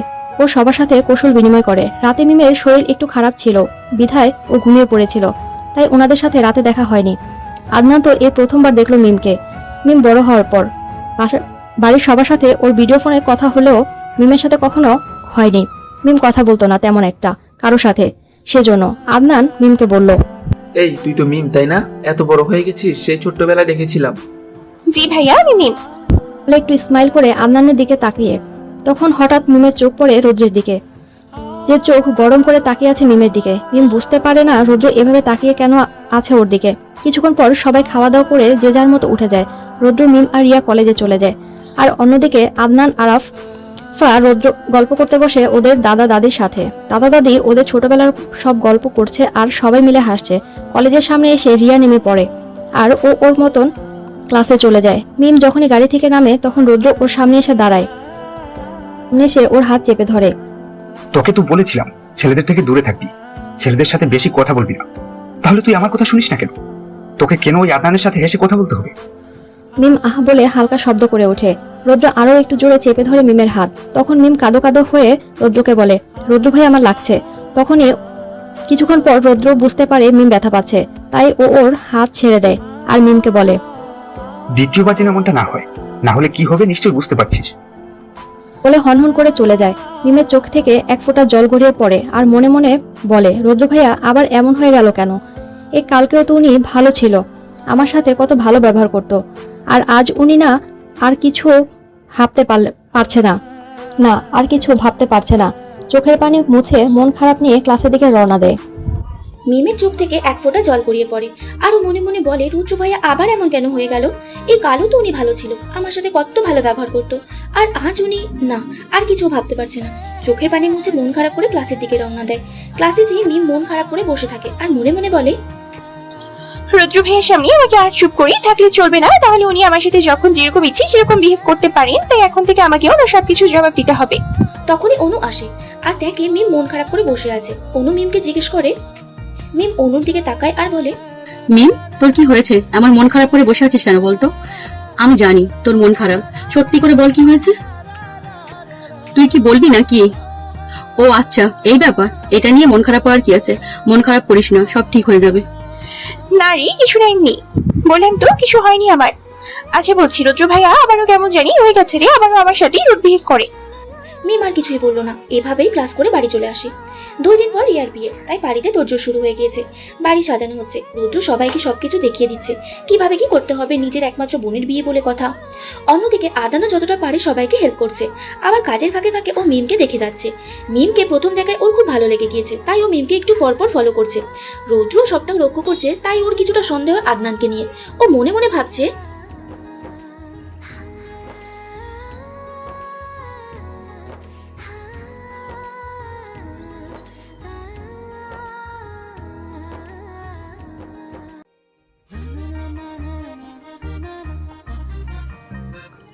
পরের দিন রিয়ার হলুদ সন্ধ্যা শুরু হয়। সবাই যে যার মতো রেডি হচ্ছে। রৌদ্র লুকিয়ে একটা হলুদ রঙের লেহেঙ্গা রেখে যায় মিমের রুমে। মিম রুমে এসে একটা লেহেঙ্গা রাখা ওর রুমে দেখে, কিন্তু ও কিছু বুঝতে পারে না এটা কে রেখে গেছে। ও ভাবে হয়তো কেউ ভুল করে এটা ওর রুমে রেখে চলে গেছে, তাই ও আর এটা নিয়ে বেশি মাথা ঘামায় না। ও একটা শাড়ি পরে নেয়, শাড়ি পরে ও চলে যায় ছাদের উদ্দেশ্যে। সিঁড়ি দিয়ে মিম ছাদে উঠছে, তখনই কারোর সাথে ধাক্কা লাগে, তাই ও পড়ে যেতে নেয়। সাথে সাথে কেউ মিমকে ধরে নেয়। মিম পিটপিট করে চোখ খুলে দেখতে পায় ও পড়েনি, ও কারোর বুকের সাথে মিশে আছে। তারপর মিম আস্তে আস্তে মুখ ওপরে তুলে দেখতে পায় ও রৌদ্রের বুকের সাথে মিশে আছে। তখনই রৌদ্র মিমকে ছেড়ে দেয় আর বলে, চোখ কি কপালিনী করিস নাকি? দেখতে পাস না? এখন যদি পড়ে যেতি তাহলে কি হতো? কোমর তো ভেঙে যেত। মিম অভিমান করে আছে, তাই রৌদ্রের কথার কোনো জবাব দিল না। এবার মিমের খুব গায়ে লাগলো, তাই ও জবাব দিল, কথা কি শুনতে পাচ্ছিস না? আমি তোকে কিছু বলেছি নাকি চোখের সাথে কানটাও ফেলে এসেছিস? বেয়াদব কোথাকার। আপনি আমাকে শুধু শুধু বকা কেন দিচ্ছেন? আমার চোখ কান সবকিছুই ঠিক জায়গাতেই আছে। আমি পড়ে গেলে আপনার কি? হ্যাঁ, আমার কি মানে? মুখে তো দেখছি খুব কথা ফুটেছে। তোর জন্য আমি তো রুমে লেহেঙ্গা রেখে এসেছিলাম, তাহলে তুই শাড়ি পরেছিস কেন? আপনি আমার জন্য কেন লেহেঙ্গা আনবেন? আমি কি বলেছিলাম আমার জন্য? আপনি তো আমাকে সহ্য করতে পারেন না, তাহলে আপনি আমার জন্য লেহেঙ্গা কেন আনবেন? আর আমি কেনই বা আপনার লেহেঙ্গা পরবো? আবার যা ইচ্ছে তাই পরবো, তাতে আপনার কি? আমি তোর জন্য লেহেঙ্গা এনেছি, মানে তোকে লেহেঙ্গা পরতেই হবে। আর আমি কোনো কথা শুনতে চাই না, তুই এক্ষুনি যে লেহেঙ্গা পরে আসবি। আমি লেহেঙ্গা পরবো না, আর আমি আপনার কোনো কথা শুনতে বাধ্য নই। তুই আমার কথা না শুনে অনেক ভুল করেছিস মিম, এই জন্য তোকে খেসারত দিতে হবে। এখন আমি তোকে কিছুই বলবো না, বিয়েটা শেষ হোক, তারপর দেখবি তোর কি করি। তখনই ও খেয়াল করে মিম লেহেঙ্গা পরেনি, শাড়ি পরেছে। এইটা দেখে রৌদ্রের খুব রাগ হয়। ও তাদের দাঁত চেপে মিমকে বলে, তখনই মিম বুঝতে পারে লেহেঙ্গাটা ওর জন্য ছিল, রৌদ্র এনেছে। ও মনে মনে খুব খুশি হয়, কিন্তু রৌদ্রের সাথে অভিমান করেছিল সে জন্য রৌদ্রকে কিছু বলে। মিমের কথা শুনে রৌদ্রের রাগ আরো দ্বিগুণ বেড়ে যায়। ও দাঁত কিরমির করে মিমকে বলে মিম ওপরে চলে যায়। আর রৌদ্র সেখানে দাঁড়িয়ে থাকে আর বলে, রাতে গায়ে হলুদে সবাই রিয়াকে হলুদ ছুঁয়ে দেয়, তারপর এভাবে সবাই একজন আরেকজনকে হলুদ ছুঁয়ে দেয়। মজা করছে, তখনই আদনান এসে মিমের গালে একটু হলুদ লাগিয়ে দেয় আর মিমকে বলে, তোকে অনেক সুন্দর লাগছে। মিম ও আদনানকে প্রতি উত্তরে থ্যাংক ইউ বলে অন্যদিকে চলে যায়। রৌদ্র এতক্ষণ দাঁড়িয়ে দাঁড়িয়ে দেখছিল সবকিছু, আর রাগে ওর গা জ্বলে যাচ্ছে। ওর ইচ্ছে করছিল এক্ষুনি যে আদনানকে 2-4টা চড় বসিয়ে দিতে, সাথে মিমকেও, কিন্তু ও পারছে না সবার সামনে এমন করতে। তাই রাগে গজগজ করতে করতে রৌদ্র রুমে চলে যায়। রাত 2টো বাজে, হলুদের অনুষ্ঠান শেষ হোক, সবাই শুতে চলে যায়। মিমও ওর রুমে চলে আসে। ফ্রেশ হয়ে যখনই ঘুমাতে যাবে তখনই দেখে রৌদ্র রুমে। রৌদ্র এতক্ষণ অপেক্ষা করছিল মিমের জন্য, ও কখন রুমে আসবে। যখনই দেখলো মিম রুমে এসছে তখনই ও পিছু পিছু আসে। মিম রৌদ্রকে দেখে জিজ্ঞেস করে, আপনি এত রাতে আমার রুমে কি করছেন? আমার যখন ইচ্ছে আমি তখনই তো রুমে আসবো। আর হ্যাঁ, এটা আমার বাড়ি, তাই আমার যখন ইচ্ছে হবে তখনই যে রুমে ইচ্ছে আমি সেই রুমে যেতে পারি। আপনি ঠিকই বলেছেন, এটা আপনারই বাড়ি, আর আপনার যখন যার রুমে যেতে ইচ্ছে করে যেতে পারে। কিন্তু তাই বলে একটা মেয়ের রুমে যখন তখন চলে আসবেন নাকি? নক করে আসতে হয়, সে কমন সেন্স কি নেই আপনার? তখনই রৌদ্র ওকে বলে। মিম আরো কিছু কথা বলতে যাবে, রৌদ্র এসে ওর ঠোঁট চেপে ধরে। 5 মিনিট পর ও ঠোঁট ছেড়ে দেয়। মিম হাঁপিয়ে যায়। ও বুঝতে পারে না এক্ষুনি এটা কি হলো ওর সাথে। রৌদ্র হঠাৎ এমন কেন করলো ওর সাথে, ও কিছুই বুঝতে পারছে না। ও স্তব্ধ হয়ে যায় রৌদ্রের কাণ্ডে। ওর মুখ দিয়ে কোনো কথা বের হচ্ছে না। তখনই রৌদ্র ওকে বলে, খুব তো মুখে বুলি ফুটেছিল, এখন কথা কোথায় গেল? মুখ দিয়ে কথা বের হচ্ছে না কেন? আপনি এখনই এটা কি বললেন? কিস করেছি। কেন, কোনো সমস্যা? আপনি এখনই এটা কি করলেন? আপনি আমাকে কিস করলেন কেন? আমি তো আমার হাজবেন্ডকে প্রথম কিস করতে চেয়েছিলাম, কিন্তু আপনি এটা কি করলেন? এখন তো সামান্য কিস করেছি, যদি এর থেকে বেশি বাড়াবাড়ি করিস তাহলে এর থেকে বেশি কিছু করবো, আর এটা হবে তোর সব থেকে বড় শাস্তি। মানে আপনি আর কি করবেন? কি করবো সেটা করলেই বুঝতে পারবে। আর হ্যাঁ, কখনো আমার অবাধ্য হবার চেষ্টা করিস না, ফলাফল কিন্তু ভালো হবে না, এর থেকেও বড় শাস্তি পাবি। তখনই মিম রৌদ্রকে বলে, যা করেছি বেশ করেছি বলেই ও মিমের রুম থেকে চলে যায়। মিম তো একই জায়গায় দাঁড়িয়ে এখনো। ও ভাবতে পারছে না রৌদ্র এমন কিছু করবে। ও তো জানতো রৌদ্র ওকে শুধু শাস্তি দেয়, এটা থাপ্পড় মেরে, কিন্তু আজ ও যেটা করলো এমন শাস্তি দিয়ে গেল, আর এরপর থেকে নাকি আরো বড় শাস্তি দেবে। সে বড় শাস্তিটা কি হতে পারে না ও আর কিছু ভাবতে পারছে না। যা হবে পরে দেখা যাবে, এখন ওকে ঘুমাতে হবে, কাল বিয়ে, তাই তাড়াতাড়ি ঘুম থেকে উঠতে হবে। মিম বিছানায় যায় শোয়ার জন্য, কিন্তু ওর চোখ বন্ধ করতে সেই ঘটনা আবার মনে পড়ে যায়। একটু আগে রৌদ্র এটা কি করলো ওর সাথে, এসব ভাবতে ভাবতে ও হঠাৎ লজ্জা পেয়ে যায়, আর লজ্জায় মুখ ঢেকে নেয়। তারপর একসময় ঘুমিয়ে পড়ে। রৌদ্র রুমে এসে শুয়ে পড়ে আর মনে মনে বলে, জান পাখি, আমি তোমাকে এখন থেকে এরকমই শাস্তি দেব যেন তুমি আমার প্রতি দুর্বল হয়ে যাও আর আমাকে ভালোবেসে ফেলো। তাহলে তুমিও আমাকে ছেড়ে যেতে পারবে না। আমি চাই না তুমি আমার হাতের বাইরে চলে যাও। তুমি যদি ওই আদনানকে পছন্দ করতে শুরু করো তাহলে আমার কি হবে জান পাখি? আমি তো এটা মেনে নিতে পারবো না। তাই এখন থেকে আমি তাই করব যেন তুমি আমাকেও ভালোবাসতে শুরু করো। সকাল সকাল মিমরা সবাই উঠে পড়েছে। কমিউনিটি সেন্টারে রিয়ার বিয়ে হবে, তাই সবাই তাড়াতাড়ি রেডি হয়ে নেয়। মিমরা রিয়াকে নিয়ে পার্লারে চলে যায়। সাজগোজ শেষ হলে সবাই কমিউনিটি সেন্টারে চলে আসে, বড় চলে আসে। সবাই গেট ধরতে বিজি। মিমও গিয়েছিল গেট ধরতে, কিন্তু রৌদ্র ওর দিকে চোখ রাঙিয়ে দিয়ে বলে এখান থেকে চলে যেতে, তাই ও চলে যায়। মিম মন খারাপ করে এক জায়গায় বসে আছে। তখনই আদনান আসে ওর কাছে আর মিমকে বলে কি হয়েছে মিম, মন খারাপ কেন? কিছু না ভাইয়া, এমনি। মেরুন কালার শাড়ি যেন একদম পরি, তোকে কিন্তু আজ অনেক সুন্দর লাগছে মিম, এই শাড়িতে অনেক মানিয়েছে তোকে। থ্যাংক ইউ ভাইয়া। শুধু থ্যাংক ইউ, আর কিছু বলবে না? আর কি বলবো ভাইয়া? না কিছু না, আচ্ছা তুই থাক, আমি যাই ওইদিকে যে দেখি কি অবস্থা। তুমি কি বুঝো না মিম, আমার তোমাকে ভালো লাগে, আমার মনের কথা কি বুঝতে পারো না? আচ্ছা তুমি না বুঝলে আমি তোমাকে বুঝাবো। মিম একটু লজ্জা পায় আদনানের কথায়, তারপর আদনানকে বলে। মিম আর কিছুই বললো না, আদনান চলে গেল। আর মনে মনে বলতে থাকে, রৌদ্র এতক্ষণ দূর থেকে দেখছিল ওদের, রাগে ওর শরীর জ্বলে যাচ্ছে। এই আদনান বেশি বাড়াবাড়ি করছে। আমার জিনিসের প্রতি নজর দেওয়া আমি সহ্য করব না। এই আদনানের তো কিছু একটা ব্যবস্থা করতে হবে। তার আগে মিমকে আমি দেখে নিই। আজ রাতে ওকে আমি বুঝাবো আমার কথার অবাধ্য হলে আমি কেমন হতে পারি। আজ তুমি বুঝবে জান নাকি এই রৌদ্র কেমন, ওর কথা না শুনলেও কতটা হিংস্র ভয়াবহ হতে পারে। বিয়ে পড়ানো শেষ হলে সবাই চলে যায় রিয়াকে নিয়ে। বড়রা এতক্ষণ বেরিয়ে পড়েছে। কমিউনিটি সেন্টারে সব কাজ মিটিয়ে রৌদ্র এখন বাড়িতে যাবে। মিমরা অনেক আগেই চলে গেছে বাড়িতে। বাড়ি গিয়ে রৌদ্র ফ্রেশ হয়ে মিমের রুমের দিকে যায়। তখনই দেখে মিম আদনানের সাথে কথা বলছে। এটা দেখে রৌদ্রের রাগ 3 গুণ বেড়ে যায়। ও নিজেকে কন্ট্রোল করতে পারছে না। মিমের এমন আদনানের সাথে মেলামেশা ও সহ্য করতে পারছে না। তাই ও মিমের কাছে যে একটা থাপ্পড় বসিয়ে দেয় মিমের গালে। মিম কিছু বলতে যাবে, তার আগে রৌদ্র আরো 2টা থাপ্পড় বসিয়ে দেয় মিমের গালে। ব্যথায় মিম কান্না করতে দেয়। ওর মুখ দিয়ে কোনো কথা বেরোচ্ছে না। তখনই আদনান রাগী কণ্ঠে রৌদ্রকে বলল, ব্রো তুমি ওকে মারছো কেন? তুই আমাদের মাঝে আসবি না। আমি ওকে কেন মেরেছি সেই কৈফিয়ত কি তোকে দিতে হবে নাকি? দূরে থাক আমাদের বিষয় থেকে। ব্রো তুমি কিন্তু কাজটা ঠিক করছো না, শুধু শুধু মিমকে মারছো। ঠিক ভুল কি তোর কাছ থেকে শিখতে হবে নাকি? আমাদের বিষয় আমাদের দেখতে দে। আদনান আর কিছু বলল না, ও চলে গেল। মিম এখনো ঠাই জায়গায় গালে হাতে দাঁড়িয়ে আছে আর কান্না করে যাচ্ছে। তখন রৌদ্রর হাত চেপে ধরে আর বলে, তোকে কতবার বলেছি আমার অবদ্ধ হবি না, তুই তো আমার কোনো কথাই শুনিস না। তখনই মিম কান্না থামিয়ে বলল, কি করেছি আমি তো আপনার সব কথা শুনেই চলি, তারপরও কেন আপনি আমার সাথে এমন করেন? তুই আমার কথা শুনে তোর সাথে এমন করতাম না, বুঝেছিস? তুই তোকে কতবার বলেছি ছেলেদের থেকে দূরে থাকবি, কিন্তু তুই কি করিস? সেই ছেলেদের সাথেই ঘেঁষাঘেঁষি করিস। তোকে বলেছিলাম আদনানের থেকে দূরে থাকবি, কিন্তু না, তুই ওর সাথে ঘেঁষাঘেঁষি করিস, হেসে হেসে কথা বলিস। ও তোর গায়ে হাত দে, তোর লজ্জা করে না এসব করতে? প্লিজ চুপ করুন, আপনার মুখে কি একটু আটকায় না? আদনান ভাইকে নিয়ে এমন কথা বললেন। ওনাকে আমি আমার নিজের ভাইয়ের মতো দেখি, আর আপনি কি না সে ওনাকে নিয়ে এমন বাজে কথা বলছেন? ছি, আপনার মন মানসিকতা এত নিচ আগে জানতাম না। রৌদ্র সেখান থেকে ওর রুমে চলে আসে। এসে একটা সিগারেট ধরায় আর সেটাই টান দেয়। আর ভাবতে থাকে, কেন ও মিমকে কোনো ছেলের সাথে সহ্য করতে পারে না? কেন ও মিমকে নিয়ে এতটা পজিটিভ? কেন ও মিমের সাথে এমন আচরণ করে? সেটা কি মিমকে হারানোর ভয়ে? এসব ভাবতে ভাবতে ও অনেকগুলো সিগারেট শেষ করে সেখানেই ঘুমিয়ে পড়ে। সকালে রৌদ্র লেট করে ঘুম থেকে উঠে কলেজেও যায় অনেক লেট করে। মিম আজ কলেজে এসেছে কিনা সেটাও রৌদ্র জানে না। সকালে রৌদ্র লেট করে ঘুম থেকে উঠে কলেজেও যায় অনেক লেট করে। মিম আজ কলেজে এসেছে কিনা সেটা রৌদ্র জানে না। ও ঘুম থেকে উঠে ফ্রেশ হয়ে চলে এসছে। 11টায় ঘুম ভাঙে মিমের।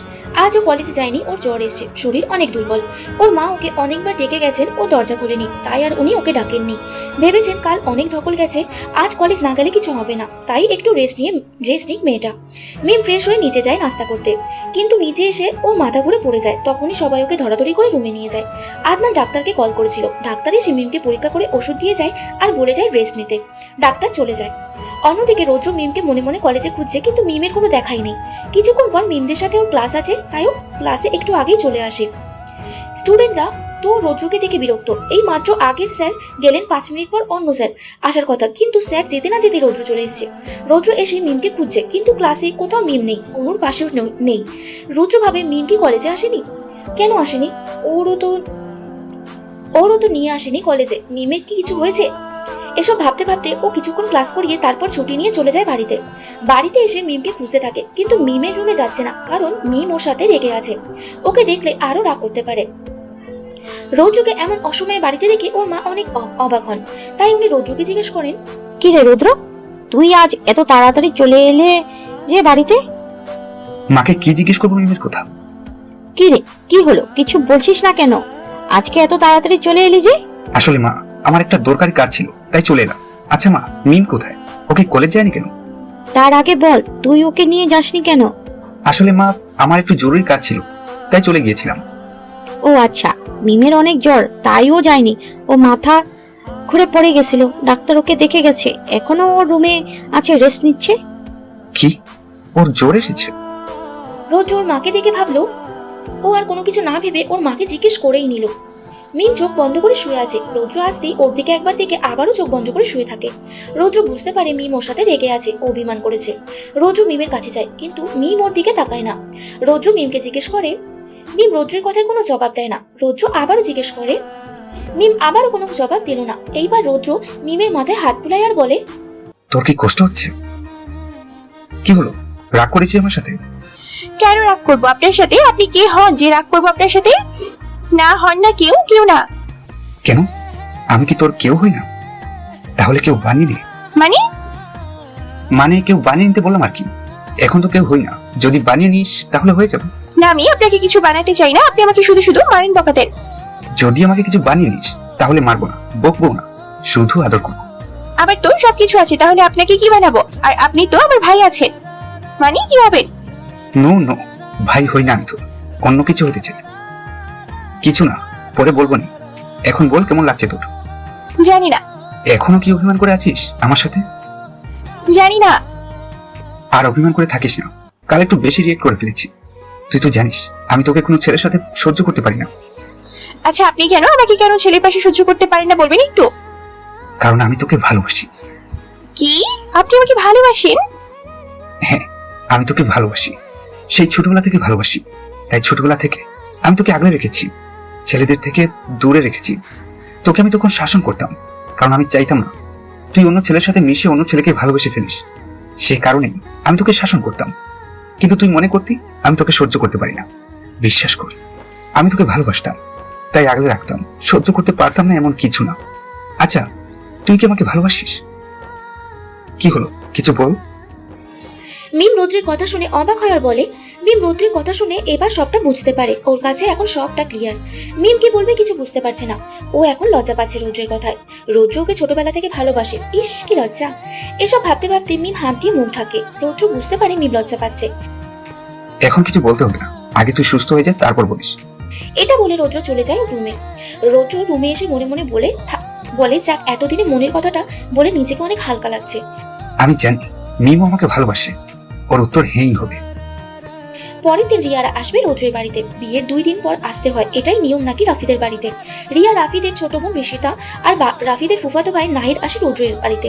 রিয়া এসে ওর মাকে জড়িয়ে ধরে কান্না করে দেয়। ওর মা ওকে সান্ত্বনা দিয়ে বলে, কান্না করিস না মা, সব মেয়েকেই বিয়ে পর শ্বশুর বাড়িতে থাকতে হয়। মিমও আগের থেকে কিছুটা সুস্থ হয়েছে। রিয়া এসেছে শুনে ও দৌড়ে নিচে চলে আসে। মিম এসে রিয়াকে বলে, কি রিয়া আপু, আমাকে কি ভুলে গেল নাকি? না রে পাগলি, ভুলিনি। বলে রিয়া মিমকে জড়িয়ে ধরে। তারপর মিম রিয়াকে নিয়ে ওর রুমে চলে যায় গল্প করতে। নাস্তা করে রিয়া ওর মা আর ফুফুর সাথে গল্প জুড়ে দেয়।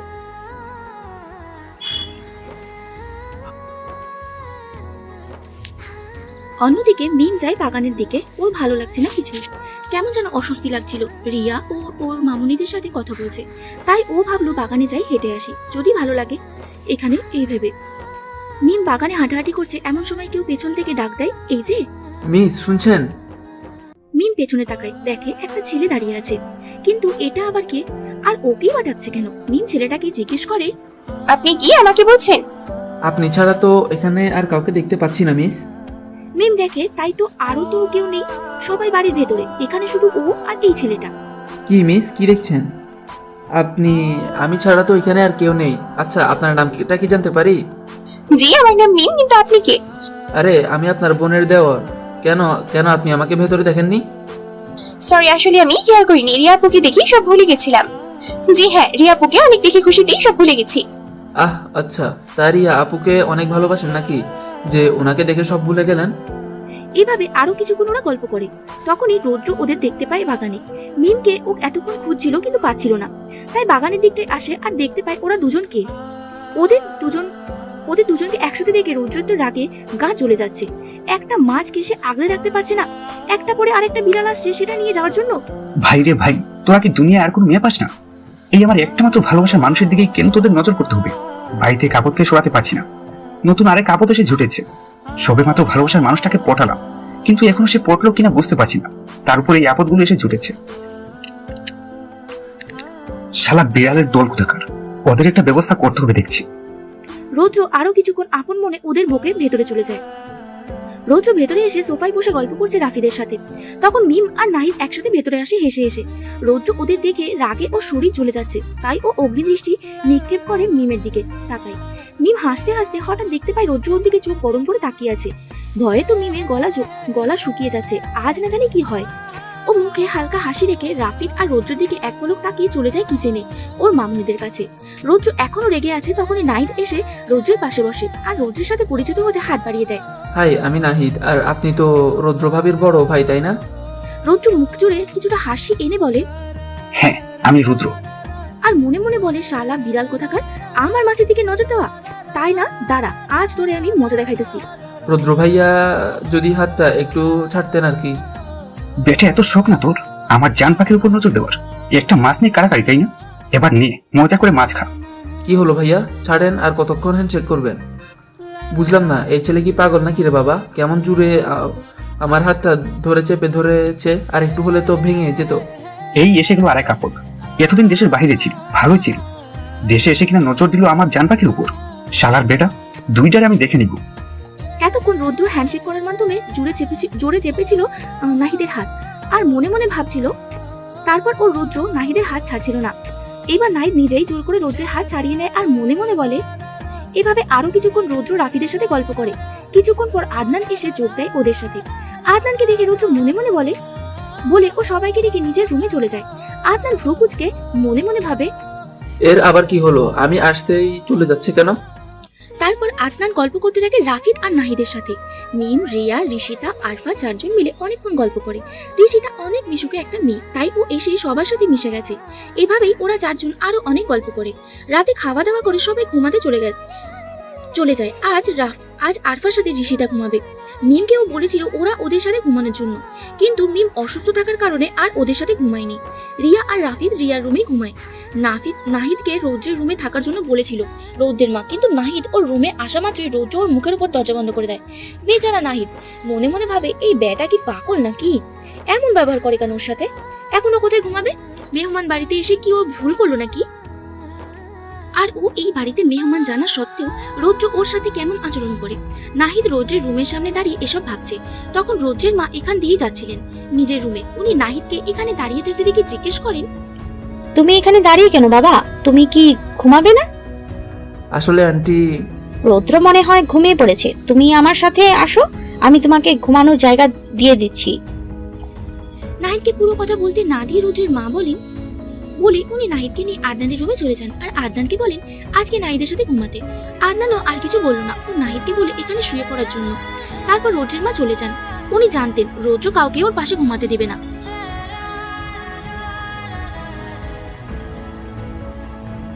নাস্তা শেষে সবাই একসাথে বসে গল্প করছে। নাহিদ এসে মিমের পাশে এটা দেখে রৌদ্র আদনান হিংসে চলে যায়। রৌদ্র তো রাগে গা জ্বলে যাচ্ছে, এখনই নাহিদকে ভেজে ভর্তা করে ফেলবে এমন অবস্থা ওর।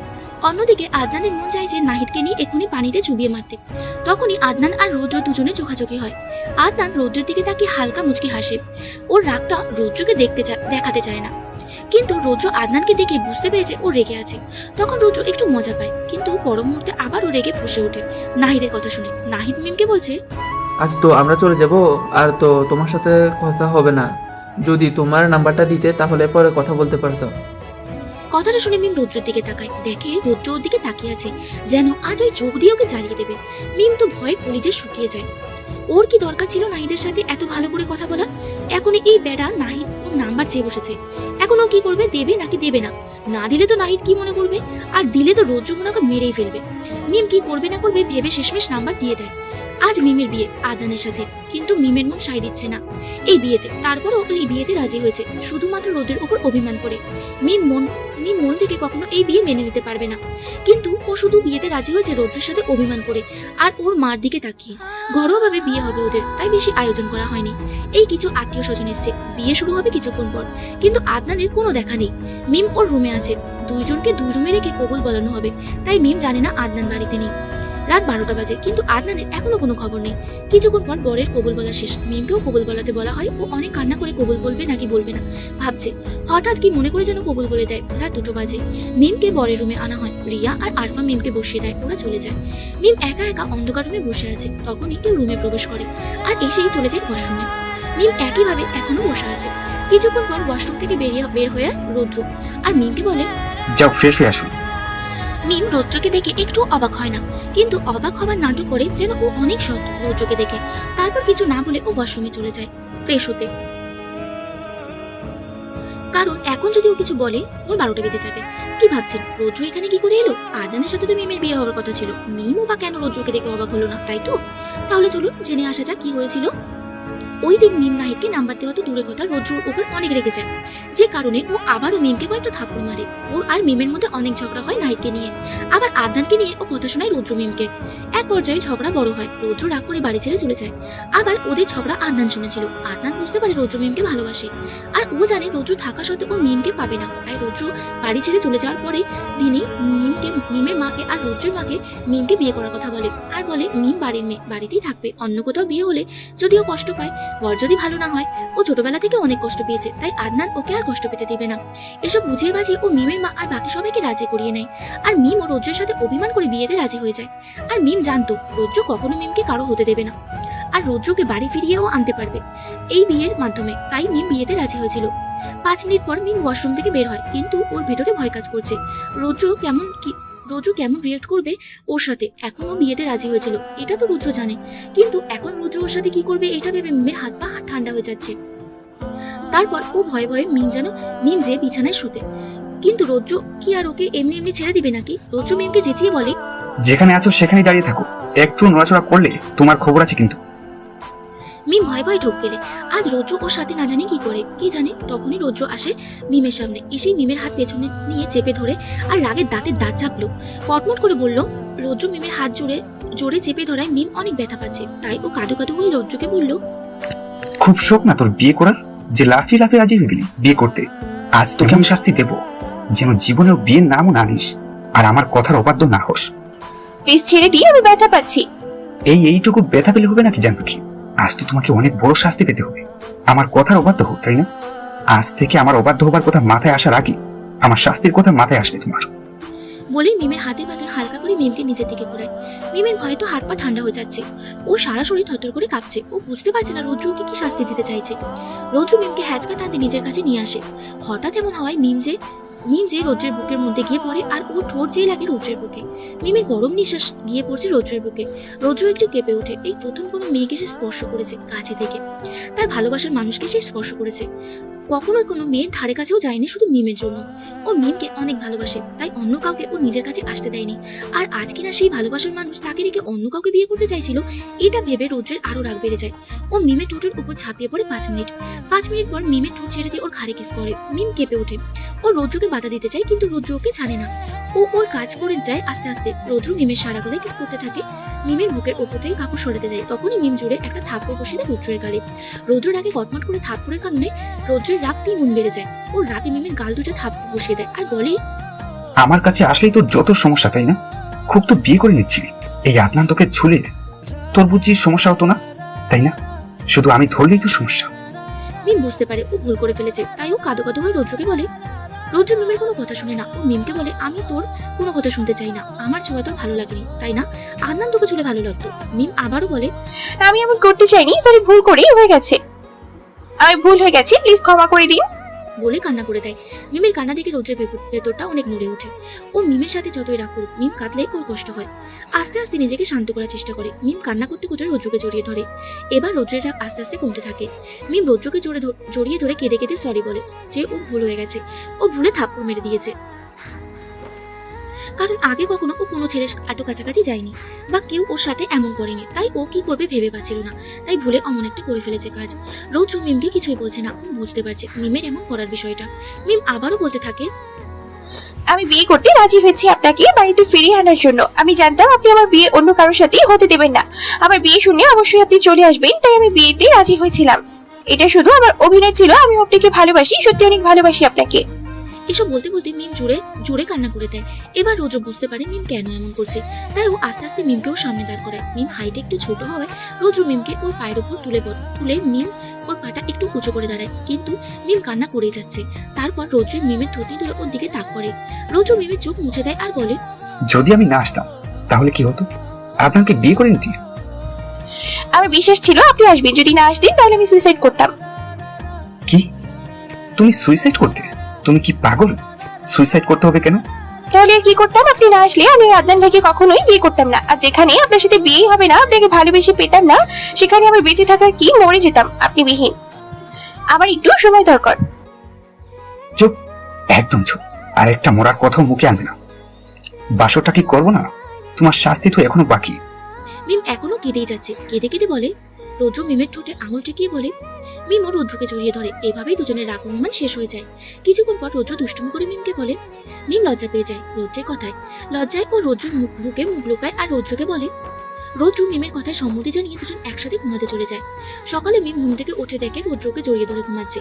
ও রৌদ্রের মুখের দিকে কিছুক্ষণ তাকিয়ে থাকে। রৌদ্রের ফর্সা মুখটা কেমন যেন ফ্যাকাশে হয়ে আছে। মনে হচ্ছে ও যেন অনেকদিন ঘুমোয় না। তাই মিম আর রৌদ্রকে ডাকলো না, ভাবলো ও ঘুমোচ্ছে, ঘুমাক আরো কিছুক্ষণ। রৌদ্রকে দেখে ওর কপালে একটা চুমু দিয়ে ফ্রেশ হতে চলে যায়। রৌদ্রের ঘুম ভাঙে লেট করে, তাই ও আজ কলেজ যেতে পারে না। সবাই একসাথে বসে নাস্তা করছে। রৌদ্রের মা বলছে কিছুদিন কলেজ থেকে ছুটি নিতে,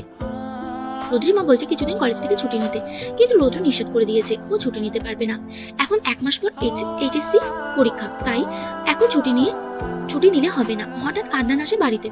এসে মিমকে ডাকতে শুরু করে। মিম আদনানকে দেখে ওর কাছে যেতে চায়, কিন্তু রৌদ্র ওকে চোখ দিয়ে ইশারা করে যেতে না যায়। আদনানকে দেখে বাড়ির সকলে রেগে যায়। রাগ করে কেউ ওর সাথে কথা বলছে না। তখন আদনান মিমকে বলে, সরি মিম, কাল রাতে আমার একটা দরকারি কাজ পড়ে গেছিল, তাই আমি তাড়াহুড়ো করে চলে যাই সেখানে। পরে তাড়াতাড়ি করে আসতে চেয়েছিলাম, কিন্তু পরে কি হয়েছিল আমার কিছুই মনে নেই। যখনই আমার জ্ঞান ফেরে তখন আমি দেখি একটা অপরিচিত জায়গায় সকাল হয়ে গেছে। তাই আমি যত দ্রুত সম্ভব আমি বাড়ি চলে আসি। বাবা মা কাজী ডাকো, আমি এক্ষুনি বিয়ে করব। কি? রুদ্রব্রোর সাথে মিমের বিয়ে হয়ে গেছে? নো, আমি এই বিয়ে মানি না। আমি আবারও মিমকে বিয়ে করব। মিম চলো আমার সাথে, আমরা এক্ষুনি বিয়ে করব। তুমি কাজটা ঠিক করলে না ব্রো, আমি তোমাকে দেখে নেব। তারপর আদনান ওর বাবা মাকে বলে। কথাটা শেষ হবার আগে আদনানের মা এসে ঠাস করে একটা থপ্পড় বসিয়ে দেয় আদনানের গালে। এসব দেখে রৌদ্র মনে মনে হাসছে। উনি রাগে কটমট করে বলেন, বিয়ের থেকে কি এত বড় কাজ ছিল তোমার যে বিয়ে রেখে আগে কাজ করতে গেছিলে? এবারও কি ভেবেছিলে? মিমের কথা কাল তুমি না আসায় বেচারি মিমের কেমন অবস্থা হয়েছিল, এত কষ্ট পেয়েছিল মেয়েটা। ছোটবেলা থেকে মেয়েটা কত কষ্ট পেয়েছে, আর তুমি এখন যা করলে ওর সাথে, ওর কি অবস্থা হয়েছিল? যদি কাল রৌদ্রকে বিয়ে না করতো তাহলে ওর কি হতো বলতো? মেয়েটা যে উনি আর কিছু বলতে পারলেন না, উনি কেঁদে দিলেন। আদনান তো ওর মায়ের কথা শুনে আকাশ থেকে পড়েছে। ওর এমন অবস্থা, ও অবাক হয়ে বলে মিমের হাত ধরে মিমকে উঠাতে যায়। মিমের খারাপ লাগে আদনানের মায়ের কথা শুনে। ও এমনটা করতে চায়নি, বিয়েটাও করতে চায়নি, অভিনয় করতে চেয়ে শুধু আদনানের মাকে কষ্ট দিয়ে দিল। তখন রৌদ্র এসে কষিয়ে একটা থাপ্পড় মারে আদনানের গালে। আদনান টাল চামড়াতে না পেরে চেয়ারের উপর পড়ে যায়। তখনই মিমের ভাবনা ভাঙে। মিমের কিছু করার নেই, তাই ও দেখে যাচ্ছে। রৌদ্র তাদের দাঁত চেপে আদনানকে বলে, তোর সাহস হয় কি করে আমার বউয়ের হাত ধরার? ও এখন তোর ভাবি হয়, বুঝেছিস? কোন সাহসে তুই ওকে এখনো বিয়ে করার কথা বলিস? যখন বিয়ে করার কথা ছিল তখন তো পালিয়ে গিয়েছিলি, এখন কেন ঢং করতে এসেছি? আদনান রৌদ্রের কথা শুনে রাগে কিরমির করে ওঠে। ও সোজা হয়ে দাঁড়ায় আর রৌদ্রকে বলে, কেউ আর ভালো করে নাস্তা করতে পারে না, সবাই যে যার রুমে চলে যায়। মিম রুমে এসে বিছানায় বসে আছে আর রৌদ্রকে অন্য পাশে বসে ল্যাপটপে কি যেন করছে। মিমের বাড়িতে এখন ভালো লাগছে না। ও ভাবছে কেন যে কলেজ গেলাম না, আম্মু আর মামুনিকে কেন কলেজে যেতে দিল না, তোর ভাল লাগে না। তখন মিমের মাথায় আসে, আচ্ছা আদনান ভাইয়ার সাথে উনি কি কিছু করেছিলেন নাকি? না হলে আদনান ভাইয়া তো বিয়ের রাতে বাইরে যাওয়ার কোনো কথা না। আচ্ছা ওনাকে কি জিজ্ঞেস করবো উনি করেছিলেন নাকি? কি করি ভাবতে ভাবতে মিম বলে ওঠে, যেই ভাবা সেই কাজ। মিম যে রৌদ্রকে জিজ্ঞেস করেই নেয়। রৌদ্র ল্যাপটপ থেকে চোখ সরিয়ে মিমের দিকে তাকায় আর বলে, মিম রৌদ্রের কথায় অনেক লজ্জা পায় আর বলে, ওনাকে বরং জিজ্ঞেস করি দেখি, না হলে আমার পেটের ভিতর কথাটা গুটগুটি শুরু করে দিবে। আদনানের সাথে আমি কিছু করেছি কিনা সেটা জেনে তুমি কি করবে? আচ্ছা আদনান ভাইয়ের সাথে কি আপনি কিছু করেছিলেন বিয়েটা আটকানোর জন্য? সত্যি বলবেন কিন্তু, বলেন না শুনি একটু। সত্য? আচ্ছা বলুন কি সত্য? আদনানের সাথে আমি কিছু করেছি কিনা সেটা জেনে তুমি কি করবে? বলতে পারি তোর একটা শর্ত আছে। তুমি কি আমার শর্তটা মানতে রাজি আছো? যদি থাকো তাহলে বলতে পারি।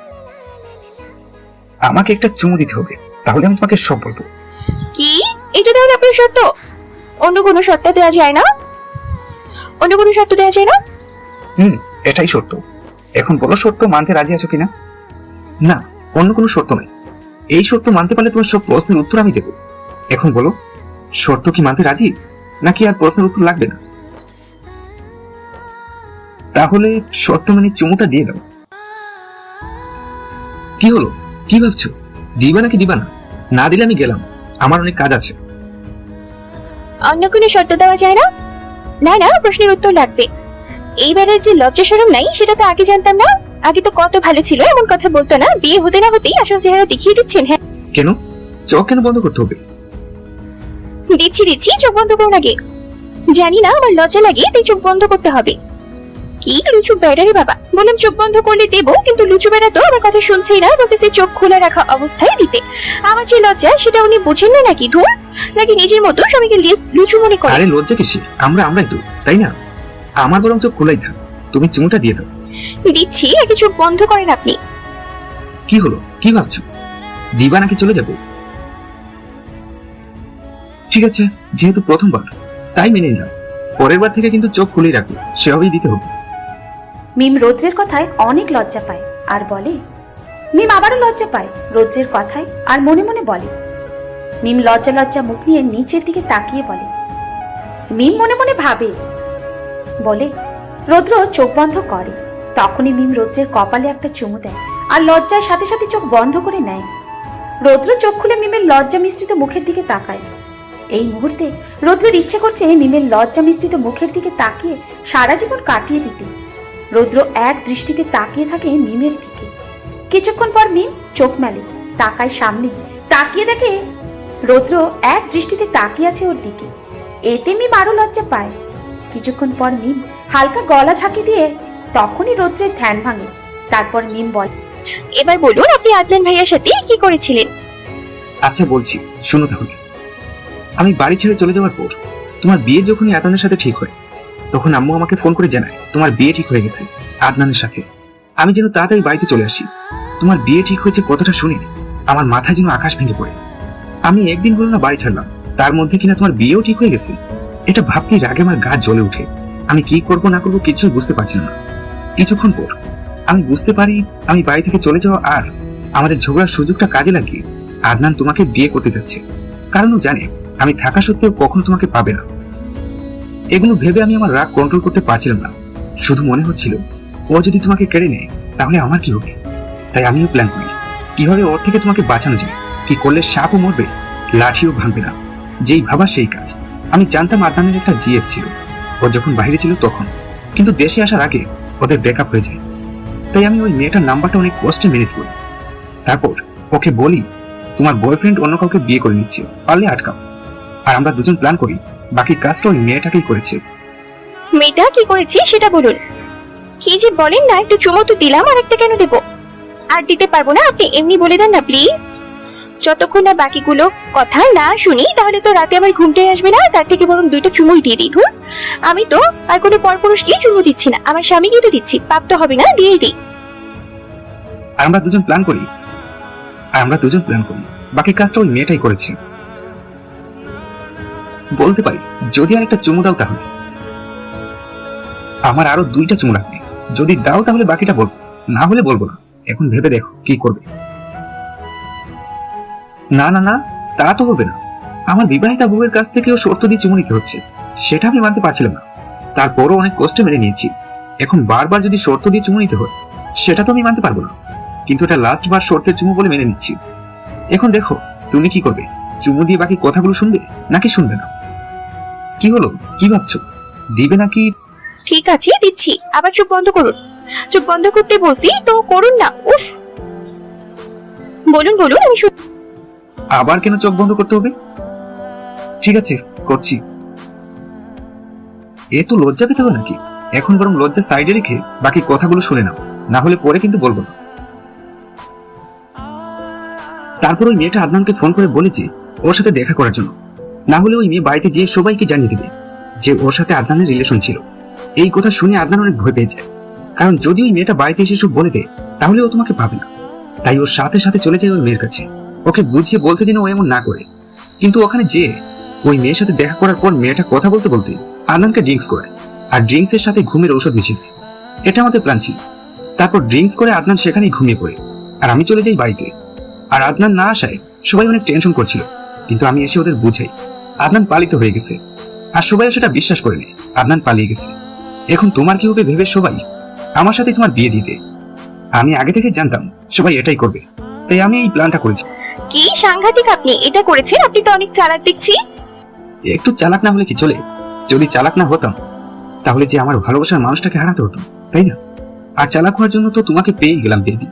মিম মনে মনে ভাবতে থাকে। রৌদ্রকে বাকি কথা বলতে না দিয়ে মিম বলল। রৌদ্র চোখ বন্ধ করে, কিন্তু আর চোখে মিমকে দেখে। তখনই মিম রৌদ্রের 2 গালে দুটো চুমু খায়, সাথে সাথে লজ্জায় হাত দিয়ে মুখ ঢেকে নেয়। রৌদ্র চোখ মেলে তাকায়, আর মিমের এমন কাণ্ড দেখে মুখ টিপে হাসে। কিছুক্ষণ পর রৌদ্র বলে ওঠে। মিম সাথে সাথে মুখ থেকে হাত সরিয়ে বলে। রৌদ্র আবারও বলতে শুরু করে, বলে ডেভিল স্মাইল করে। আদনান নিজের রুমে বসে আছে আর ভাবছে। ব্রো, তুমি যেটা করেছো একদমই ঠিক করনি। আমি তোমার থেকে মিমকে কেড়ে নেব।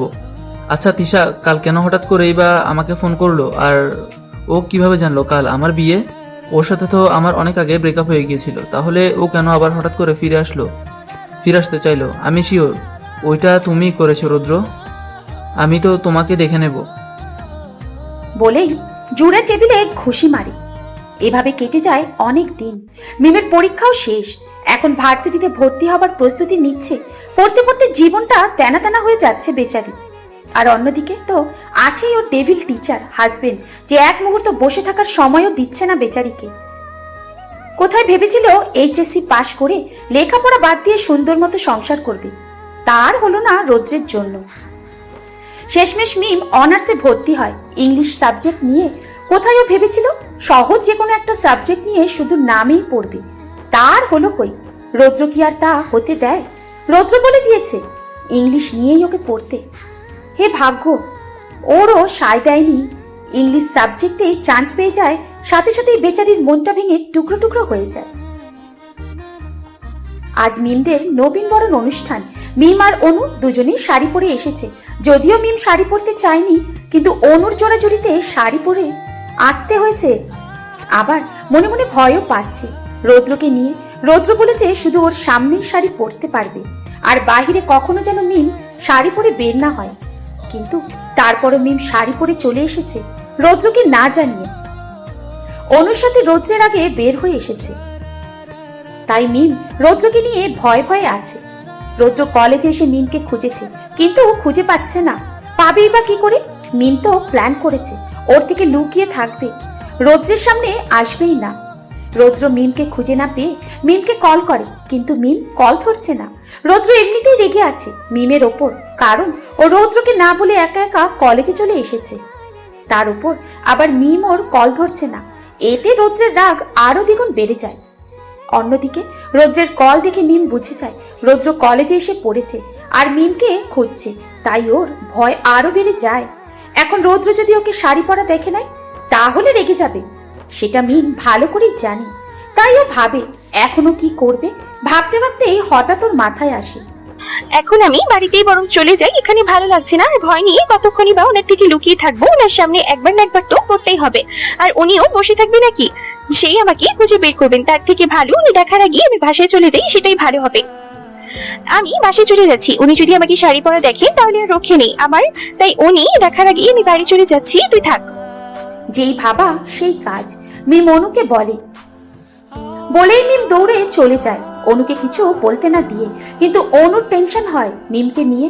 মিম কখনো একা কলেজে আসেনি, সব সময় রৌদ্রের সাথে এসেছে, আর আজ ও অনুর সাথে ছিল। কিন্তু এখন মিম একা একা চলে যাচ্ছে, যদি ওর কোনো বিপদ হয় এটা ভেবেই অনু চলে যায় রৌদ্রকে বলতে। মিম কলেজ গেটের বাইরে চলে আসে, কিন্তু কোনো রিক্সা পাচ্ছে না, তাই ও হেঁটে হেঁটেই যাওয়া শুরু করে। হাঁটতে হাঁটতে কলেজ থেকে কিছু দূর চলে আসে, আর দেখতে পায় রাস্তার পাশে কিছু বকাটে ছেলেরা একটা মেয়েকে অনেক বিরক্ত করছে, মেয়েটাকে বাজেভাবে টাচ করছে। মিম তো সেটা দেখে অনেক ভয় পেয়ে যায়। ও মনে মনে আল্লাহকে ডেকে বলে, আল্লাহ এই যাত্রী বাঁচিয়ে নাও, আর জীবনেও একা বের হবো না। বলেই ওদের পাশ কাটিয়ে চলে যেতে নেয়। তখনই তাদের মধ্যে একটি ছেলে মিমকে দেখে অন্য ছেলেদের, এই দেখ দেখ কি কি সুন্দর মাল, এরে ছাড় আর চল ওই সুন্দরীরে ধরি। বলেই ওরা মিমের কাছে আসতে থাকে।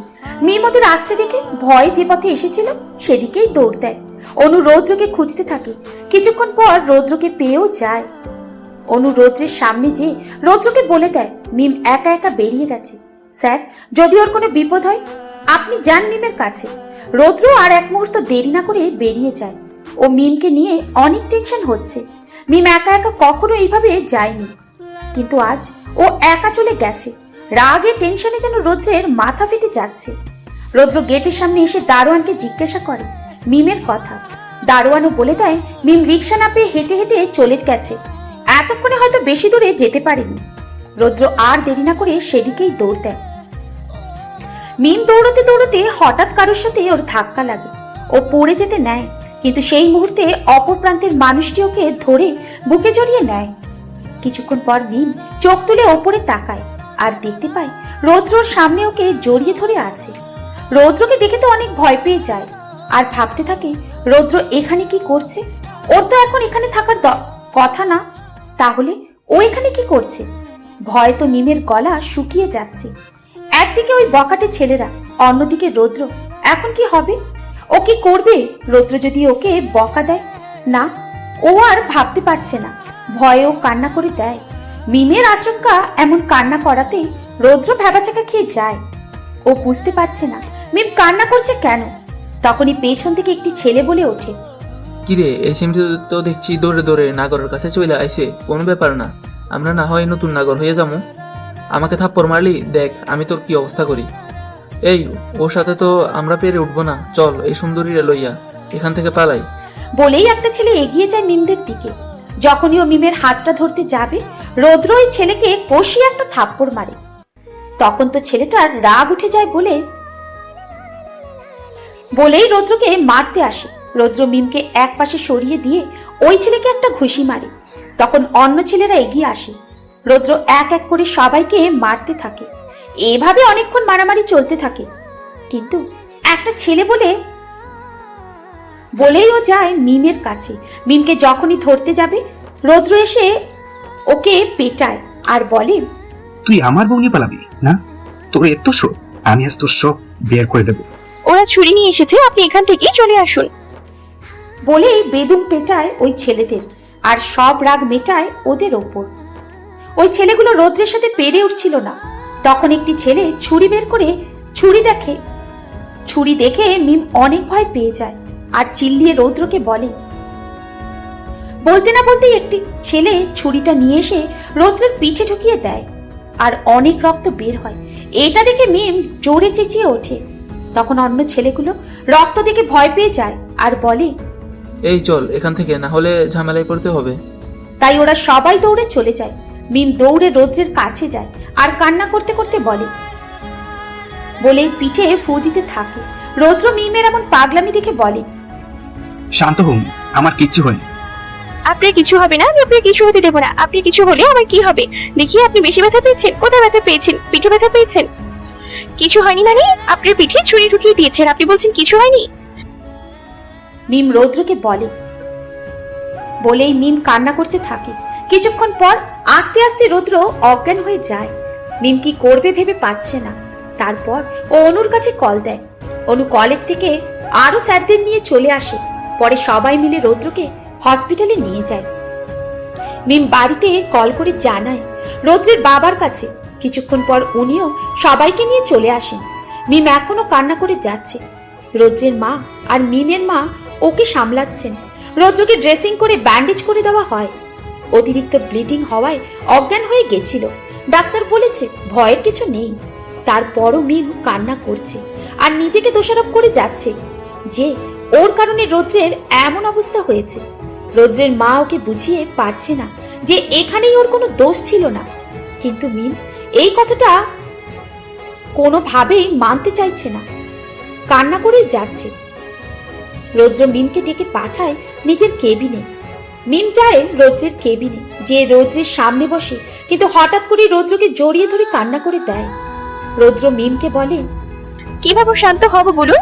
আমার জন্যই আপনার এই অবস্থা। আমি যদি তখন একা একা না যেতাম তাহলে আপনি আমাকে খুঁজতে আসতেন না, আর আপনার ওই অবস্থা হতো না। আমি শুনেছি ও আমাকে সব বলেছে। আচ্ছা, আমি যে শাড়ি পরেছি আপনি রেগে নেই তো আমার উপরে? আমি তো ভেবেছিলাম আপনি এখনো রেগে আছেন, তাই ভয় পেয়ে গেছিলাম। তো ভয় পাবো না? আপনি যে রাগী কিছু হলেই শুধু চট থাপ্পড় মারেন। সত্যি মারবেন না তো? আচ্ছা ঠিক আছে, মনে থাকে যেন। এখন চলুন, আপনাকে নিয়ে চলে যাবো। ডাক্তার বলেছে বাড়ি নিয়ে গেলে কোনো সমস্যা নেই। একবার শুয়ে আমার দিকে শুয়ে থাকুন, দেখবেন পেট ব্যথা পাবেন না। কান্না করছো কেন মিম? আমি তো ঠিক আছি, তুমি শান্ত হও প্লিজ। প্লিজ জানপাখি, আর কান্না করো না। কি হলো, আবার কান্না করছো কেন? প্রথমে একটু রাগ হয়েছিল, কিন্তু এখন আর আমি রেগে নেই জানপাখি। আমি রেগে আছি ভেবে কান্না করছিলে নাকি? আরে পাগলি, তুমি ভয় পাবে কেন? ও আচ্ছা, এই ব্যাপার। আচ্ছা যাও, আজ থেকে আর থাপ্পড় মারবো না, খুশি? মারবো না বললাম তো। আমার কিউটি বউটা দিন দিন অনেক কিউট হয়ে যাচ্ছে। বলেই মিম কান্না করতে থাকে। রৌদ্র মিমের মাথায় হাত বুলিয়ে বলে। আস্তে আস্তে মিমের কান্না একটু থামে, কিন্তু যখনই মনে পড়ে ও তো শাড়ি পরে আছে, তখনই রৌদ্র ওর ওপর রেগে আছে। কিন্তু যখনই মনে পড়ে ও তো শাড়ি পরে আছে, এখন কি রৌদ্র ওর ওপর রেগে আছে, এটা ভেবে আবারও কান্না করে। তখন রৌদ্র বলে, মিম একটু কান্না থামিয়ে বলে। সবাই রৌদ্রকে সাথে নিয়ে বাড়ি চলে আসে। রাতে রৌদ্রের বিছানায় শুতে একটু কষ্ট হচ্ছিল, তাই মিম রৌদ্রকে ওর দিকে ঘুরায় আর বলে। রৌদ্র মিমের দিকে চেয়ে শুয়ে থাকে। কিছুক্ষণ পর মিম ঘুমিয়ে পড়ে। ঘুমন্ত অবস্থায় মিমকে যেন অনেক সুন্দর লাগছে। রৌদ্র এখনো ওর দিকে তাকিয়ে আছে। তারপর রৌদ্র মিমের কপালে একটা চুমু খায় আর বলে। এভাবেই রৌদ্র মিমের দিকে তাকাতে তাকাতে একসময় ঘুমিয়ে পড়ে। সকালে রৌদ্র ঘুম থেকে উঠে দেখে মিম ওর জন্য স্যুপ নিয়ে দাঁড়িয়ে আছে। ওর কি ব্যাপার, তোমার হাতে ওটা কি? সকাল সকাল স্যুপ খেতে হবে কেন? আর আমি তো নিচে গিয়ে খেয়ে নিতে পারতাম, এখানে নিয়ে আসার কি দরকার ছিল? আচ্ছা তোমার বাজে বকা বন্ধ করো, আমি যাই ফ্রেশ হয়ে আসি। আপনার জন্য স্যুপ নিয়ে এসেছি, তাড়াতাড়ি ফ্রেশ হয়ে চলে আসুন। স্যুপ খেয়ে ওষুধ খেতে হবে। স্যুপই তো খেতে হবে, আর ডাক্তার বলেছে আপনাকে কিছুদিন রেস্ট নিতে, তাই ভাবলাম কিছুদিন না হয় আপনার একটু সেবা যত্ন করি, না হলে তো আপনি যা নাছর বান্দা নিচে চলে যাবেন নাস্তা করতে। আমি আবার কখন বাজে বকলাম? এতক্ষণ যা যা বললে সবই বাজে বকা ছাড়া কিছুই না। আমি সেটা একবারও বলি। মানে আপনি কি বলতে চাচ্ছেন আমি সব সময় বাজি বকি, তাই তো? এই লোকটা আসলে কি রে বাবা, কেমন কথাবার্তা বলে যে তার মাথা মুন্ডু কিছুই বুঝি না। ধুর। মিমকে আরো কিছু বলার সুযোগ না দিয়ে রৌদ্র ওয়াশরুমে চলে যায়। মিম মনে মনে বলতে থাকে। রৌদ্র ওয়াশরুম থেকে বের হয়ে বিছানায় যেয়ে বসে। মিম এগিয়ে আসে রৌদ্রকে খাইয়ে দিতে। রৌদ্র তো মনে মনে অনেক খুশি যে মিম ওকে প্রথমবার খাইয়ে দিচ্ছে। যাক, অসুস্থ হয়ে ভালোই হলো। কিছুক্ষণ পর মিম রৌদ্রকে খাইয়ে দিতে নিচে চলে যায়। এভাবে 4 দিন কেটে যায়। রৌদ্র এখন পুরোপুরি সুস্থ, আর আজ থেকে রৌদ্র আর মিম দুজনেই কলেজে যাবে। তাই ওরা রেডি হয়ে চলে যায় কলেজে। আর 4 দিন পর মিম কলেজে এসেছে। অনু তো মিমকে দেখে বলে, কি রে জামাই পাগলি, তো জামাইয়ের কি খবর শুনি? উনি কেমন আছেন? ও আচ্ছা, তাহলে তো ভালোই। উনি ভালো আছে, আর আজ কলেজেও এসেছে। মিম আজ প্রথম ক্লাস, আর প্রথম ক্লাস ওর ভালোই কেটেছে। কলেজ শেষে রৌদ্র আর মিম বাড়ি চলে যায়। রাতে মিম আর রৌদ্র শুয়ে আছে। তখন মিম রৌদ্রকে বলে, একটা কথা বলার ছিল। বলছিলাম যে কালকে তো শুক্রবার, চলুন না কোথাও ঘুরে আসি। আপনি যেখানে নিয়ে যাবেন সেখানেই যাব। ঠিক আছে? বলো কি বলবে, কোথায় যাবে? আচ্ছা তাহলে কাল বিকালে আমরা ঘুরতে যাচ্ছি। বলেই মিম রৌদ্রকে জড়িয়ে ধরে।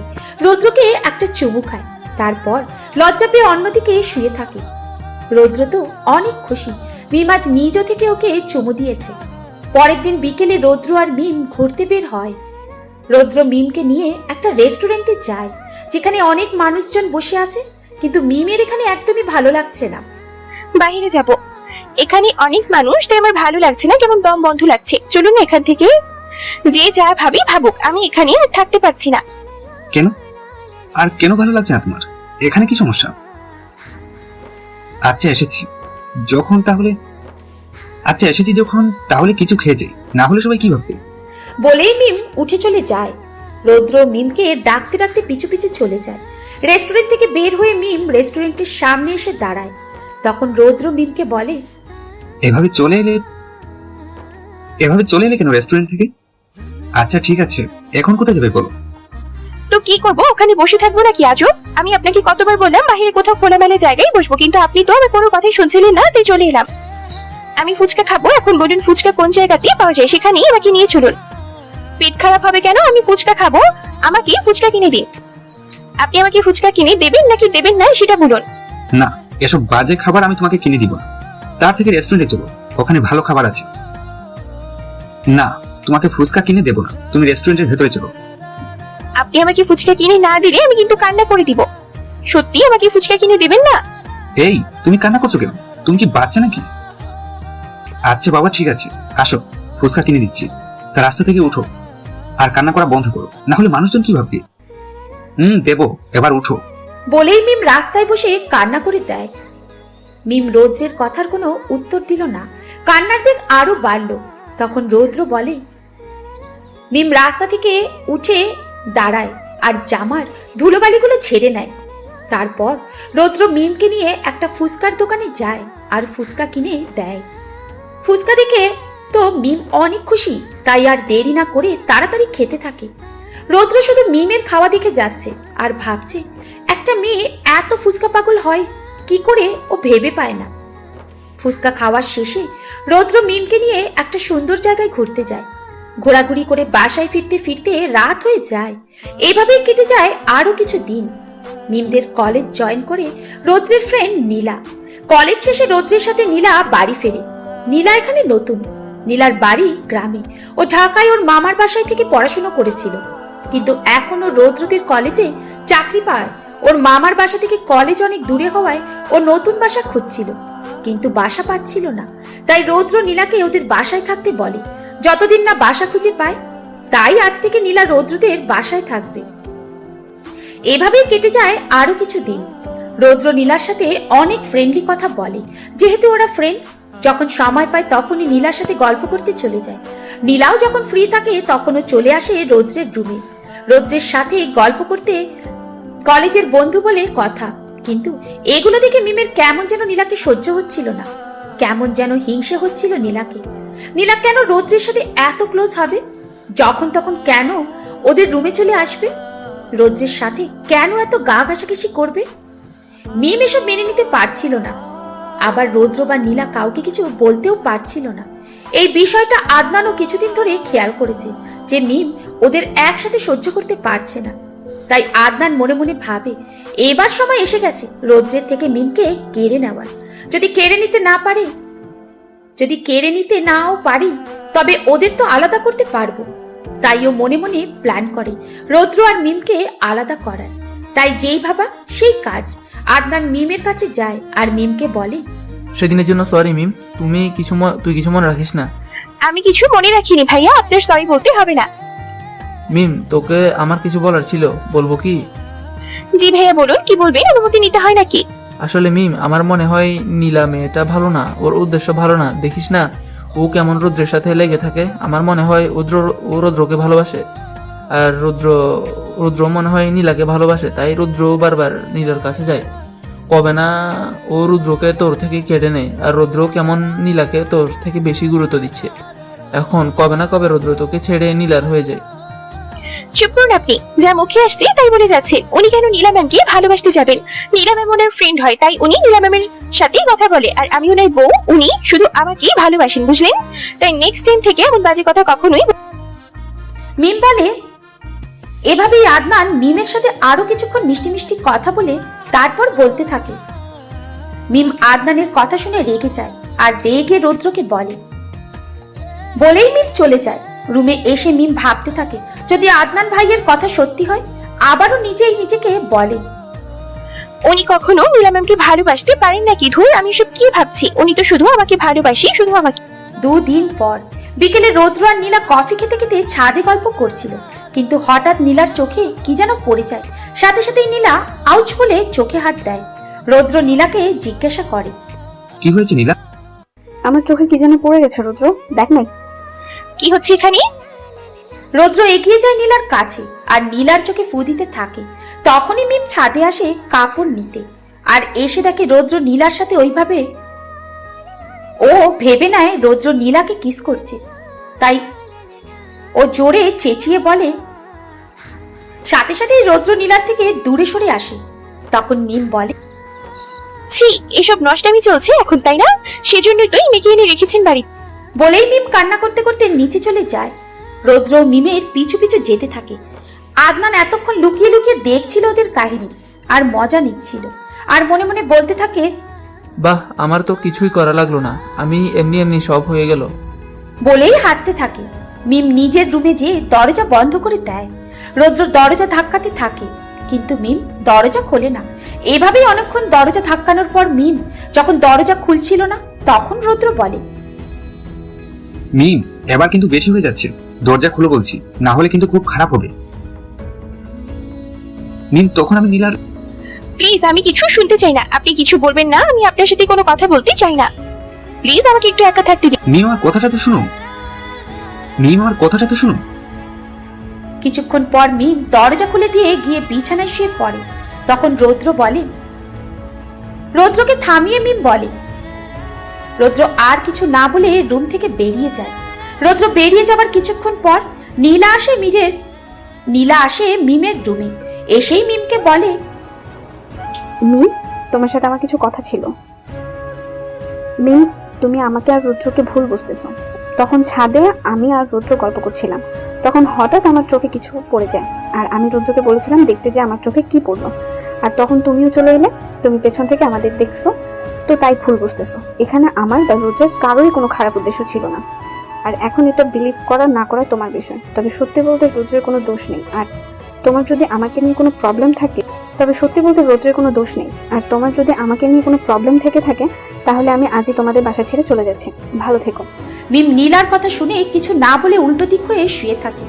নীলা মিমের দিকে কিছুক্ষণ চেয়ে থাকে, তারপর বলতে থাকে। এই বলেই নীলা মিমের রুম থেকে চলে যায় ওর রুমে। নীলা যাওয়ার সাথে সাথে মিম উঠে বসে আর বলতে থাকে, যাক বাবা, শেষমেশ সেই শাকচুনিটাকে তাহলে বিদায় করতে পারছি। উফ, কেমন এসে ভর করে বসেছিল আমার স্বামীর ঘাড়ে। আমার স্বামী তো শাকচুনিটার জন্য আমাকে পাত্তাই দিচ্ছিল না, তার জন্য আমাকে কত অভিনয় করতে হলো। যাক, শেষমেশ শাকচুনিটা বিদায় হবে।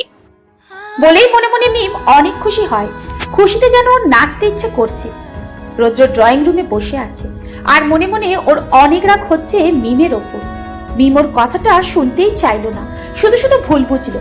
তখন রৌদ্রের মা আসে আর রৌদ্রকে এমন ভাবে বসে থাকতে দেখে উনি জিজ্ঞাসা করে, কিরে রৌদ্র, এখানে বসে আছিস যে? মিম আর নীলা ওরা কোথায়?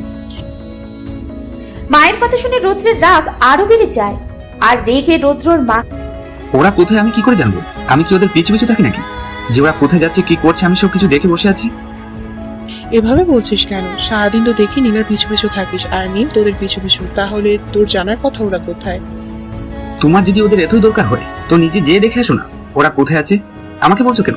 যত সব। যাক বাবা, ওদের কথা জিজ্ঞেস করে এই ছেলে এমন ভাবে রেগে গেল কেন? এখানে রাগ করার কি আছে বুঝলাম না। ওদের যা ইচ্ছা ওরা করুক, আমি বরং আমার রান্নাঘরে যাই, সবার জন্য চা করতে হবে। বলেই রৌদ্রের মা চলে যান রান্নাঘরে। নীলা ওর রুমে যেয়ে জামা কাপড় গুছিয়ে বেরিয়ে পড়ে চলে যাওয়ার জন্য। সিঁড়ি দিয়ে নামার সময় রৌদ্রের সাথে ওর ধাক্কা লাগে। তখনই রৌদ্র নীলাকে বলে, দেখে চলতে পারিস না নাকি? চোখ কোথায় নিয়ে ঘুরিস? কিরে, সবকিছু নিয়ে কোথায় যাচ্ছিস? আমি চলে যাচ্ছি রুদ্র। আমার মনে হয় আমার এখানে থাকা আর ঠিক নয়। মিম আবারও আমাদের ভুল বুঝতে পারে। তার থেকে ভালো আমি চলে যাই, তাহলে তোদের মধ্যেও আর ভুল বুঝাবুঝি হবে না, সব ঠিক হয়ে যাবে। চলে যাবি মানে? কোথায় যাবি? তুই তো কিছুদিন পর এমনি চলে যেতি, তাহলে আরো কিছুদিন থেকে যা, আমি তোকে বাসা খুঁজে দেবো। আর মিম ভুল বুঝবে কেন? ওকে সবকিছু বুঝিয়ে বলে বুঝে যাবে। আমি বাসা পেয়ে গেছি, কিছুদিন পর তো এমনিই চলে যেতে হতো, আর বাসা যখন পেয়ে গেছি তাই ভাবলাম আজই চলে যাই। তুই বাসা পেলি কি করে? দিহান খুঁজে দিয়েছে, ওর বন্ধুর চাচার বাসা ওখানে। আরো একটা মেয়ে থাকে, ওর সাথেই থাকবো। না রে, আজই চলে যাই। সত্যি চলে যাবি? তো কাল জানা। আচ্ছা তাহলে চল, আমি তোকে দিয়ে আসি, সন্ধ্যা হয়ে গেছে, একা একা যেতে পারবি না।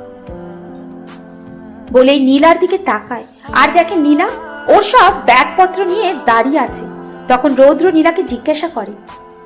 নীলা বলে, তারপর ওরা দুজনেই চলে যায়। মিম এতক্ষণ লুকিয়ে লুকিয়ে ওদের কথা শুনছিল।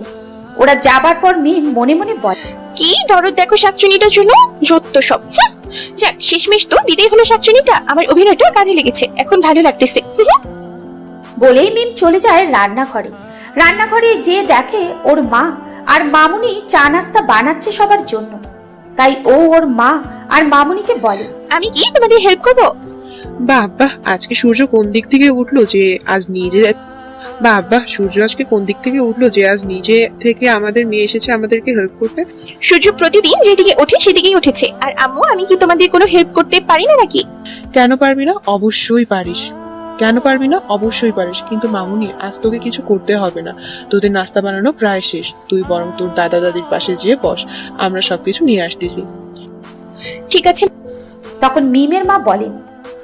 তখনই রৌদ্রের মা বলল, বলেই মিম যে ওর দাদা দাদির পাশে বসে।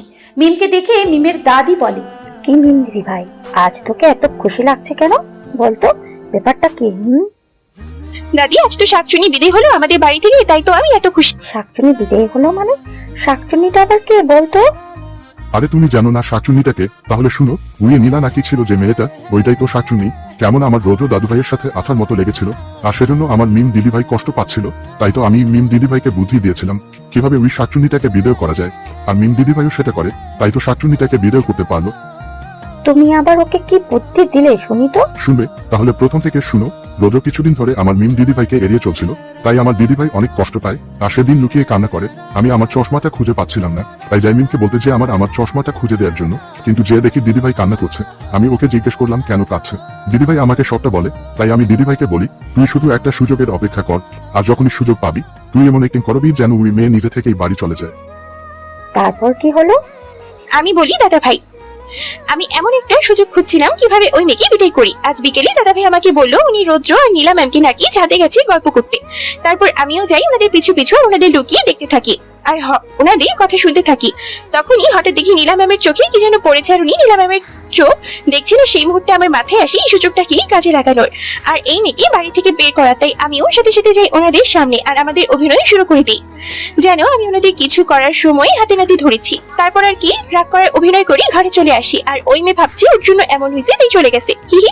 তোরা দুজন এত সাংঘাতিক কাণ্ড করেছিস।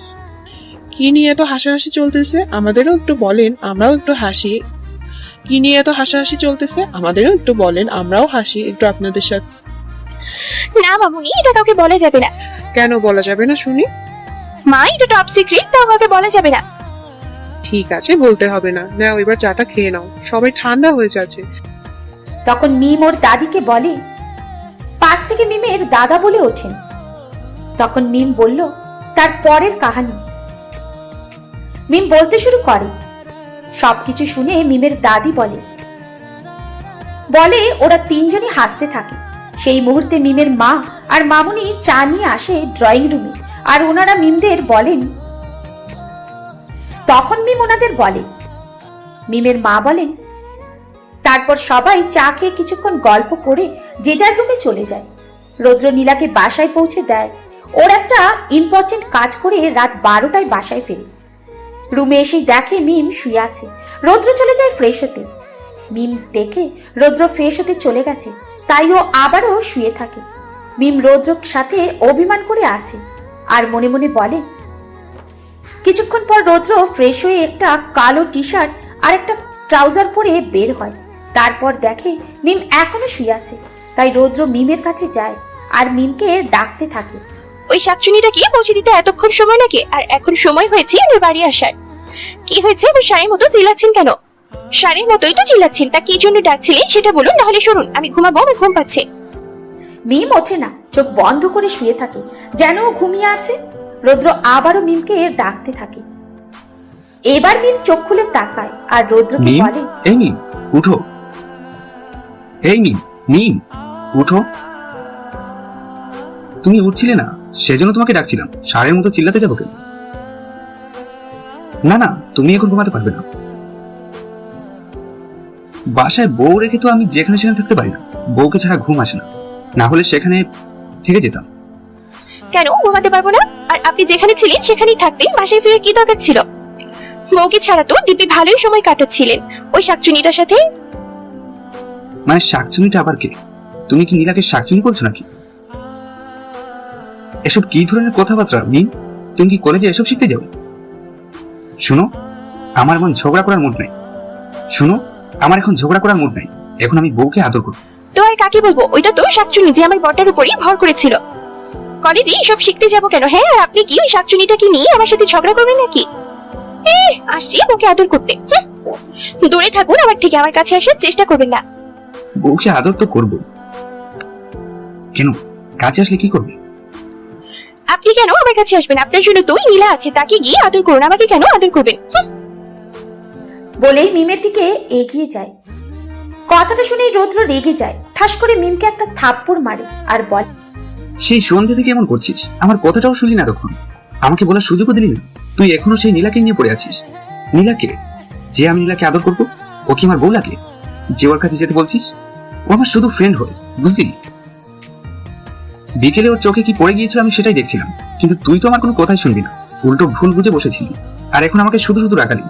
ভেবেছিলাম বাসায় এসে তোকে সবকিছু বলবো, কিন্তু না, তুই তো সেই একটা বিষয় নিয়েই পড়ে আছিস, শুধু নীলা। তো আমাকে রাগিয়ে কি পেলি? থাপ্পড় খেয়ে মজা পেয়েছিস এখন? মিমের চোখ দিয়ে পানি পড়ছে।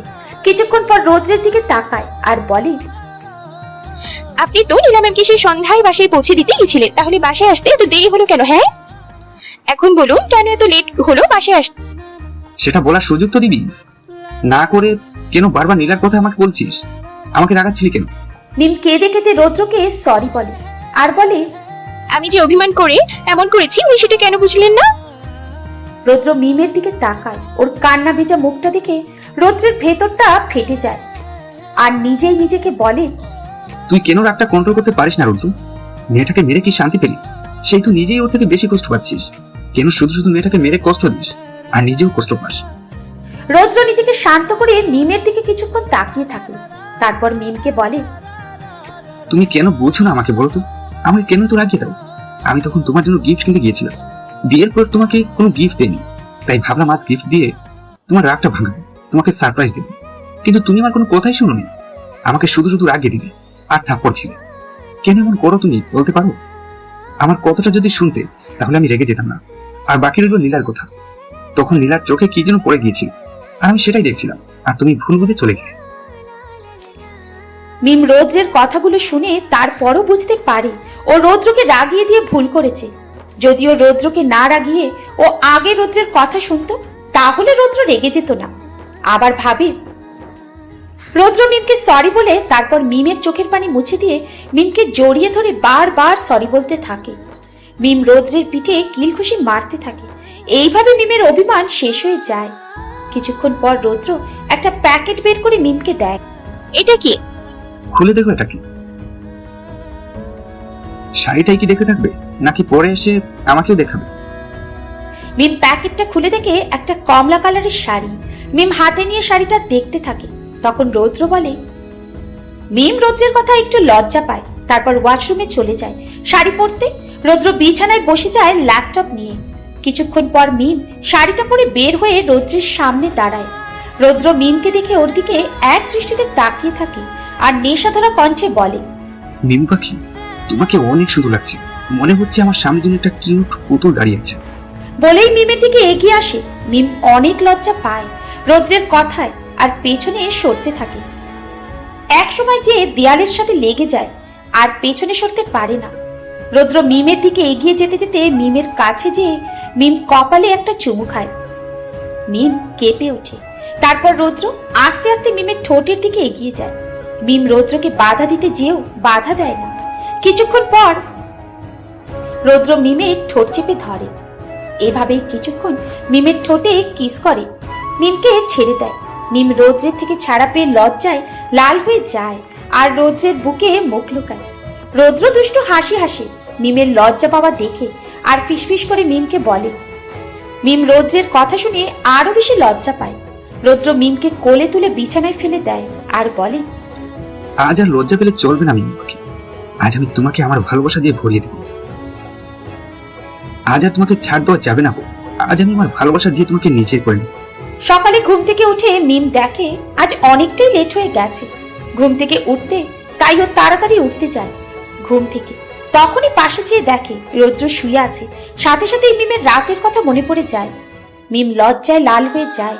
কিছুক্ষণ পর মিম রৌদ্রের কপালে একটা চুমু দিয়ে ফ্রেশ হতে চলে যায় ওয়াশরুমে।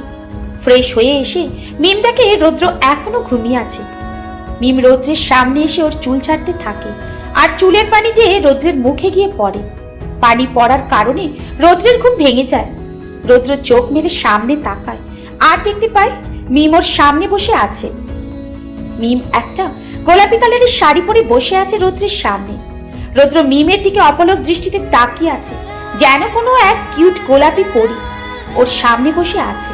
তখন মিম বলে ওঠে, এভাবে আর কতক্ষণ দেখবেন? যান গিয়ে ফ্রেশ হয়ে আসুন, কলেজে তো যেতে হবে নাকি? লেট হয়ে যাবে তো, আজ অনেক লেট করে ঘুম থেকে উঠেছেন। মিমের কথায় রৌদ্রের ধ্যান ভাঙে। তখন রৌদ্র এক ঝটকায় মিমকে কাছে টেনে নেয় আর বলে, এখন বউকে আদর করবো, কলেজে যাব না। বলেই মিমের গালে চুমু দেয়। তারপর মিমের ঠোঁটে চুমু দেয়। তখনই মিম নিজেকে কোনো রকমের রৌদ্রের থেকে ছাড়িয়ে বলে, রাতে তো অনেক আদর করলেন, আর আদর করতে হবে না, এখন উঠুন, যে ফ্রেশ হয়ে আসুন, আমি নিচে যাচ্ছি। ঠিক আছে, এখন আদর করতে দিলে না তো, রাতে বাকিটা পুষে নেব। ঠিক আছে, সেটা রাতে দেখা যাবে, এবার যান ফ্রেশ হয়ে নিন। বলেই মিম নিচে চলে যায়। রৌদ্র ফ্রেশ হয়ে নিচে যায়। তারপর দুজনে নাস্তা করে রেডি হয়ে কলেজে চলে যায়। ক্লাসে বসে মিম রাতের কথা মনে করে, মুচকি মুচকি হাসছে আর লজ্জায় লাল হয়ে যাচ্ছে। তখন অনু মিমকে জিজ্ঞাসা করে, কিরে এমন মুচকি মুচকি হাসছিস কেন বলতো? কেন? আমাকে বলে কি হবে শুনি? তুই তো আমাকে সবকিছু বলিস, তাহলে এখন এটা কেন বলবি না? কেন বলা যাবে না শুনি? কি আমার সিক্রেট যেটা আমাকে বলা যাবে না? সেটা তোকে কেন বলতে যাবো? হ্যাঁ, কিন্তু এটা তো বলা যাবে না তোকে, এটা সিক্রেট। উনি রাতে আমাকে গিফট দিয়েছেন, উনি আমাকে একটা শাড়ি গিফট দিয়েছেন আর একটা চুমো। কি এমন গিফট দিলেন তোর উনি যা আমাকে বলতেই পারছিস না? বইন রে বইন, এটাই কি তোর সিক্রেট ছিল যা আমাকে তুই বলতে চাইছিলি না? তা তোকে কোথায় কোথায় চুমু দিল শুনি? আর শুধু চুমুই দিল নাকি অন্য কিছু দিছে? সবকিছু তোকে বলতে পারলাম না বান্ধবী, এসব অনেক লজ্জার বিষয়।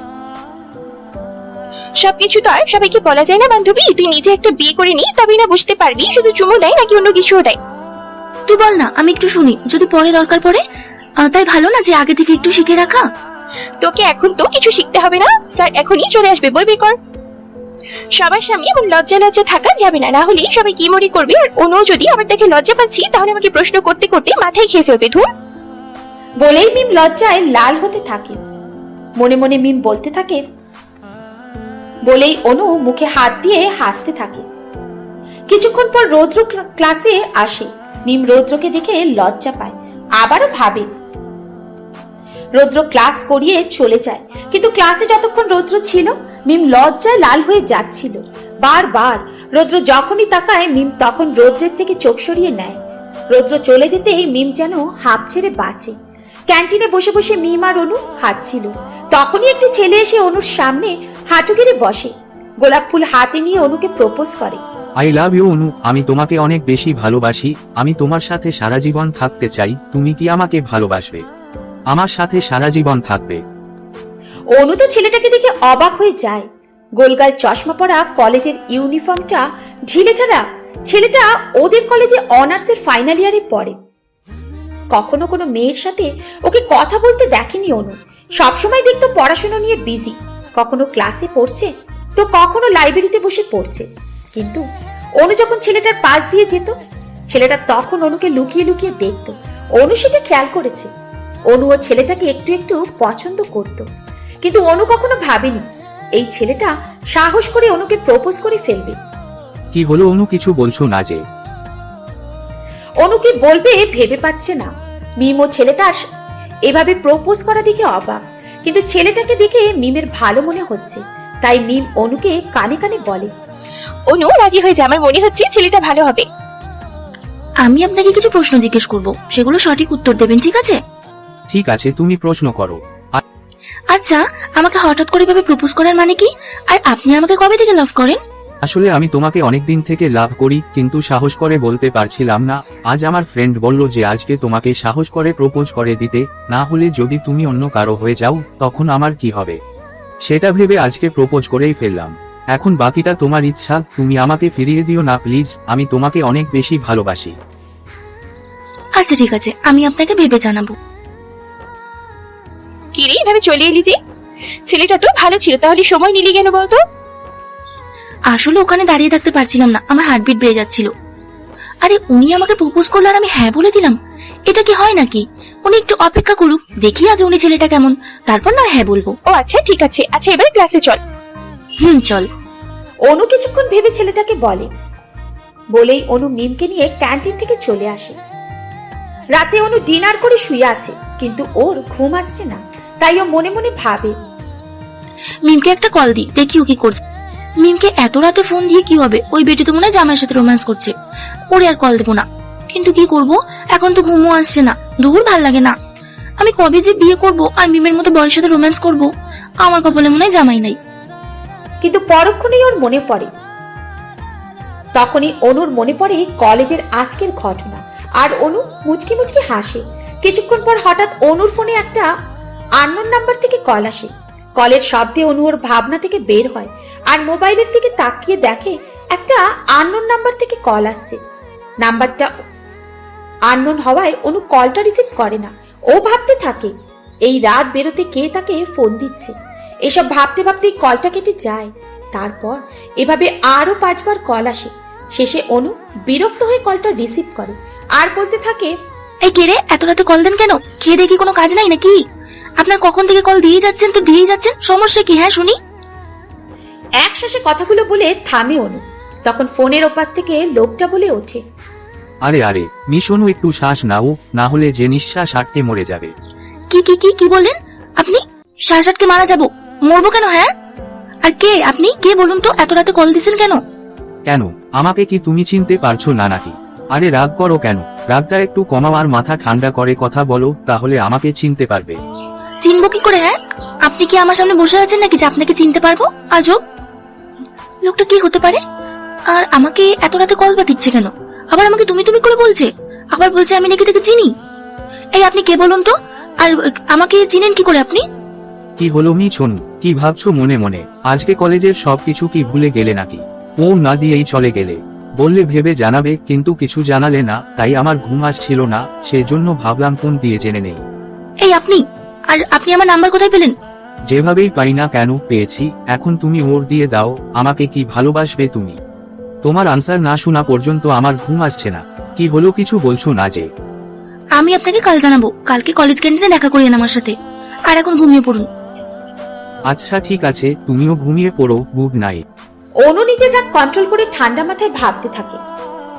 লোকটার কথায় অনু আবারও ভাবনা থেকে বের হয়ে আর বলে, এখন ফোনের ওপাশ থেকে লোকটা বলে। কথাটা শুনে অনুর হার্টবিট বেড়ে যায়। ও কি বলবে ভেবে পাচ্ছে না। অনু কিছুক্ষণ নীরব থেকে বলে, বলেই কলটা কেটে দেয় সিয়াম। অনুর ফোনটা রেখে সিয়ামের কথা ভাবতে থাকে আর মনে মনে বলে, এই লোকটা এমন কেন? বলেই মুচকি হাসে, তারপর ঘুমিয়ে পড়ে। পরের দিন অনু আর মিম কলেজ ক্যান্টিনে বসে আছে। কিছুক্ষণ পর সিয়াম আসে। সিয়াম মিমকে দেখে একটু লজ্জা পাচ্ছিল। মিম সেটা বুঝতে পেরে অনুকে একটা বাহানা দিয়ে ক্লাসে চলে আসে। সিয়াম অনুর পাশে বসে আর অনুকে অনেকগুলো চকলেট দেয়। অনু চকলেট পেয়ে অনেক খুশি হয়ে যায়। তারপর সিয়ামকে বলে, আমিও আপনাকে আগে থেকে পছন্দ করতাম, আর আমিও আপনাকে ভালোবাসি। বলেই লজ্জায় সেখান থেকে দৌড়ে ক্লাসে মিমের কাছে চলে আসে। সিয়াম অনুর কথা শুনে অনেক খুশি হয় আর অনুর এইভাবে লজ্জা পেয়ে চলে যাওয়া দেখে হাসতে থাকে। কিরে অনু, এমন দৌড়ে চলে এলি যে, কিছু আনসার দিলি? আমি ওনাকে ভালোবাসি এটা বলে দৌড়ে চলে আসছি বান্ধবী। বাহ বান্ধবী বাহ, তোর কত সাহস, কেমন এক কথাই সামনে বসে আনসার দিয়ে চলে আস। বলেই মিম হাসতে থাকে। এভাবে ওরা দুজন কিছুক্ষণ মজা করে, যে যার বাসায় চলে যায়। দেখতে দেখতে চলে যায় কয়েক মাস। কিছুদিন হলো সবাই জানতে পেরেছে মিম প্রেগনেন্ট। সবাই তো খুব খুশি। রৌদ্র যেন মিমকে চোখের আড়াল হতে দেয় না, ওর যত্ন নিতে ভুলে না, আগের থেকে আরো বেশি কেয়ার করে। শুধু কলেজ টাইমে রৌদ্র কলেজে ব্যস্ত থাকে, বাড়ির বাহিরে থাকে, তবুও কিছুক্ষণ পর পর কল দিয়ে মিমের খোঁজ খবর নেয়। না হলে অন্য সময়ও কোনো দরকার ছাড়া বাহিরে যায় না, সারাক্ষণ মিমের সাথে সাথে থাকে। মিম রৌদ্রকে বারণ করে ওকে নিয়ে যেন এত চিন্তা না করে, কিন্তু কে শুনে কার কথা? রৌদ্র তো ওর মতোই, ওর কারোর কথা শোনার প্রয়োজন মনে করে না, ও শুধু ওর নিজের কথাই শুনবে। একদিন রাতে রৌদ্র আর মিম শুয়ে আছে আর গল্প করছে। তখন মিম রৌদ্রকে, আচ্ছা আমাদের ছেলে হলে কি নাম রাখবো, আর মেয়ে হলে কি নাম রাখবো? তোমার যা ভালো লাগে তাই রেখো। না আপনি বলুন কি রাখবো। বললাম তো, তোমার যেটা ভালো লাগে সেটা। আচ্ছা ঠিক আছে, আমাদের দুজনের নামের সাথে মিল রেখে আমাদের বাবুর নাম রাখবো, কিন্তু কি রাখা যায় কি রাখা যায়? হ্যাঁ পেয়েছি, যখন হবে তখন এটাই রাখবো। কি রাখবে বলো তো শুনি। না এখন বলা যাবে না, যখন রাখবো তখন শুনতে পারবেন। এভাবেই দিন কাটতে থাকে। অনু আর সিয়ামও বিয়ে করে নিয়েছে। দেখতে দেখতে মিমের ডেলিভারি ডেট চলে আসে। মিমকে হাসপাতালে নিয়ে আসা হয়েছে আর সবাই কেবিনের বাইরে অপেক্ষা করছে কখন বেবি হবে, আর দোয়া করছে যেন মা আর বেবি দুজনেই সুস্থ থাকে। রৌদ্র তো টেনশনে অস্থির হয়ে যাচ্ছে। ওর ইচ্ছে করছে বেবি না হওয়া পর্যন্ত যে মিমের পাশে বসে থাকতে। বাহিরে বসে বসে টেনশন করতে ওর আর ভালো লাগছে না। কিছুক্ষণ পর ডাক্তার কেবিন থেকে বের হয়ে আসে আর সবাইকে বলে গুড নিউজ, মেয়ে হয়েছে, মা আর বেবি দুজনেই সুস্থ আছে। কথাটা শুনে সবাই অনেক খুশি হয়। সবার যেন আনন্দের শেষ নেই। রৌদ্র ডাক্তারকে বলে, আমি কি ওদের কাছে যেতে পারি? তখন ডাক্তার বলে কিছুক্ষণ পর ওনাকে কেবিনে শিফট করা হবে, তখন যেতে পারবেন বলে ডাক্তার চলে যায়। কিছুক্ষণ পর মিম আর বেবিকে কেবিনে আনা হয়। সবাই রুমে যায় ওদের দেখতে। সবাই তো বেবিকে নিজের কাড়াকাড়ি করছে আর একজনের পর একজন কোলে নিচ্ছে। রৌদ্র মিমের কাছে যায় আর মিমকে জড়িয়ে ধরে বলে, তুমি কি ঠিক আছে মিমি? আমার কত টেনশন হচ্ছিল তোমার। বলেই রৌদ্র কান্না করে দেয়। মিম রৌদ্রকে মজা করে বলে, আরে আরে আপনি কান্না করছেন কেন বাচ্চাদের মতো? আপনি কি এখন কান্না করার মানে নাকি? আপনি যেই বাচ্চার আব্বু হয়ে গেছেন সেই খেয়াল আছে আপনার? বাচ্চার আব্বু হয়ে নিজের বাচ্চার মতো আচরণ করছেন। আর এই যে দেখুন আমি ঠিক আছি, আমার কিছু হয়নি। রৌদ্র মিমকে আরো শক্ত করে জড়িয়ে ধরে কপালে চুমু খায় আর বলে, আমি থাকতে তোমার কখনো কিছু হতে দেবো না মিম পাখি। তারপর রৌদ্র ওর মেয়েকে কোলে তুলে নেয় আর মেয়ের কপালে চুমু খায়। রৌদ্র মিমকে জিজ্ঞাসা করে, হ্যাঁ গো বউ, আমাদের মেয়ের নাম কি রাখবো বলো তো? মিম বলে, আমাদের মেয়ের নাম রুদ্রশ্রী মেহজাবিন।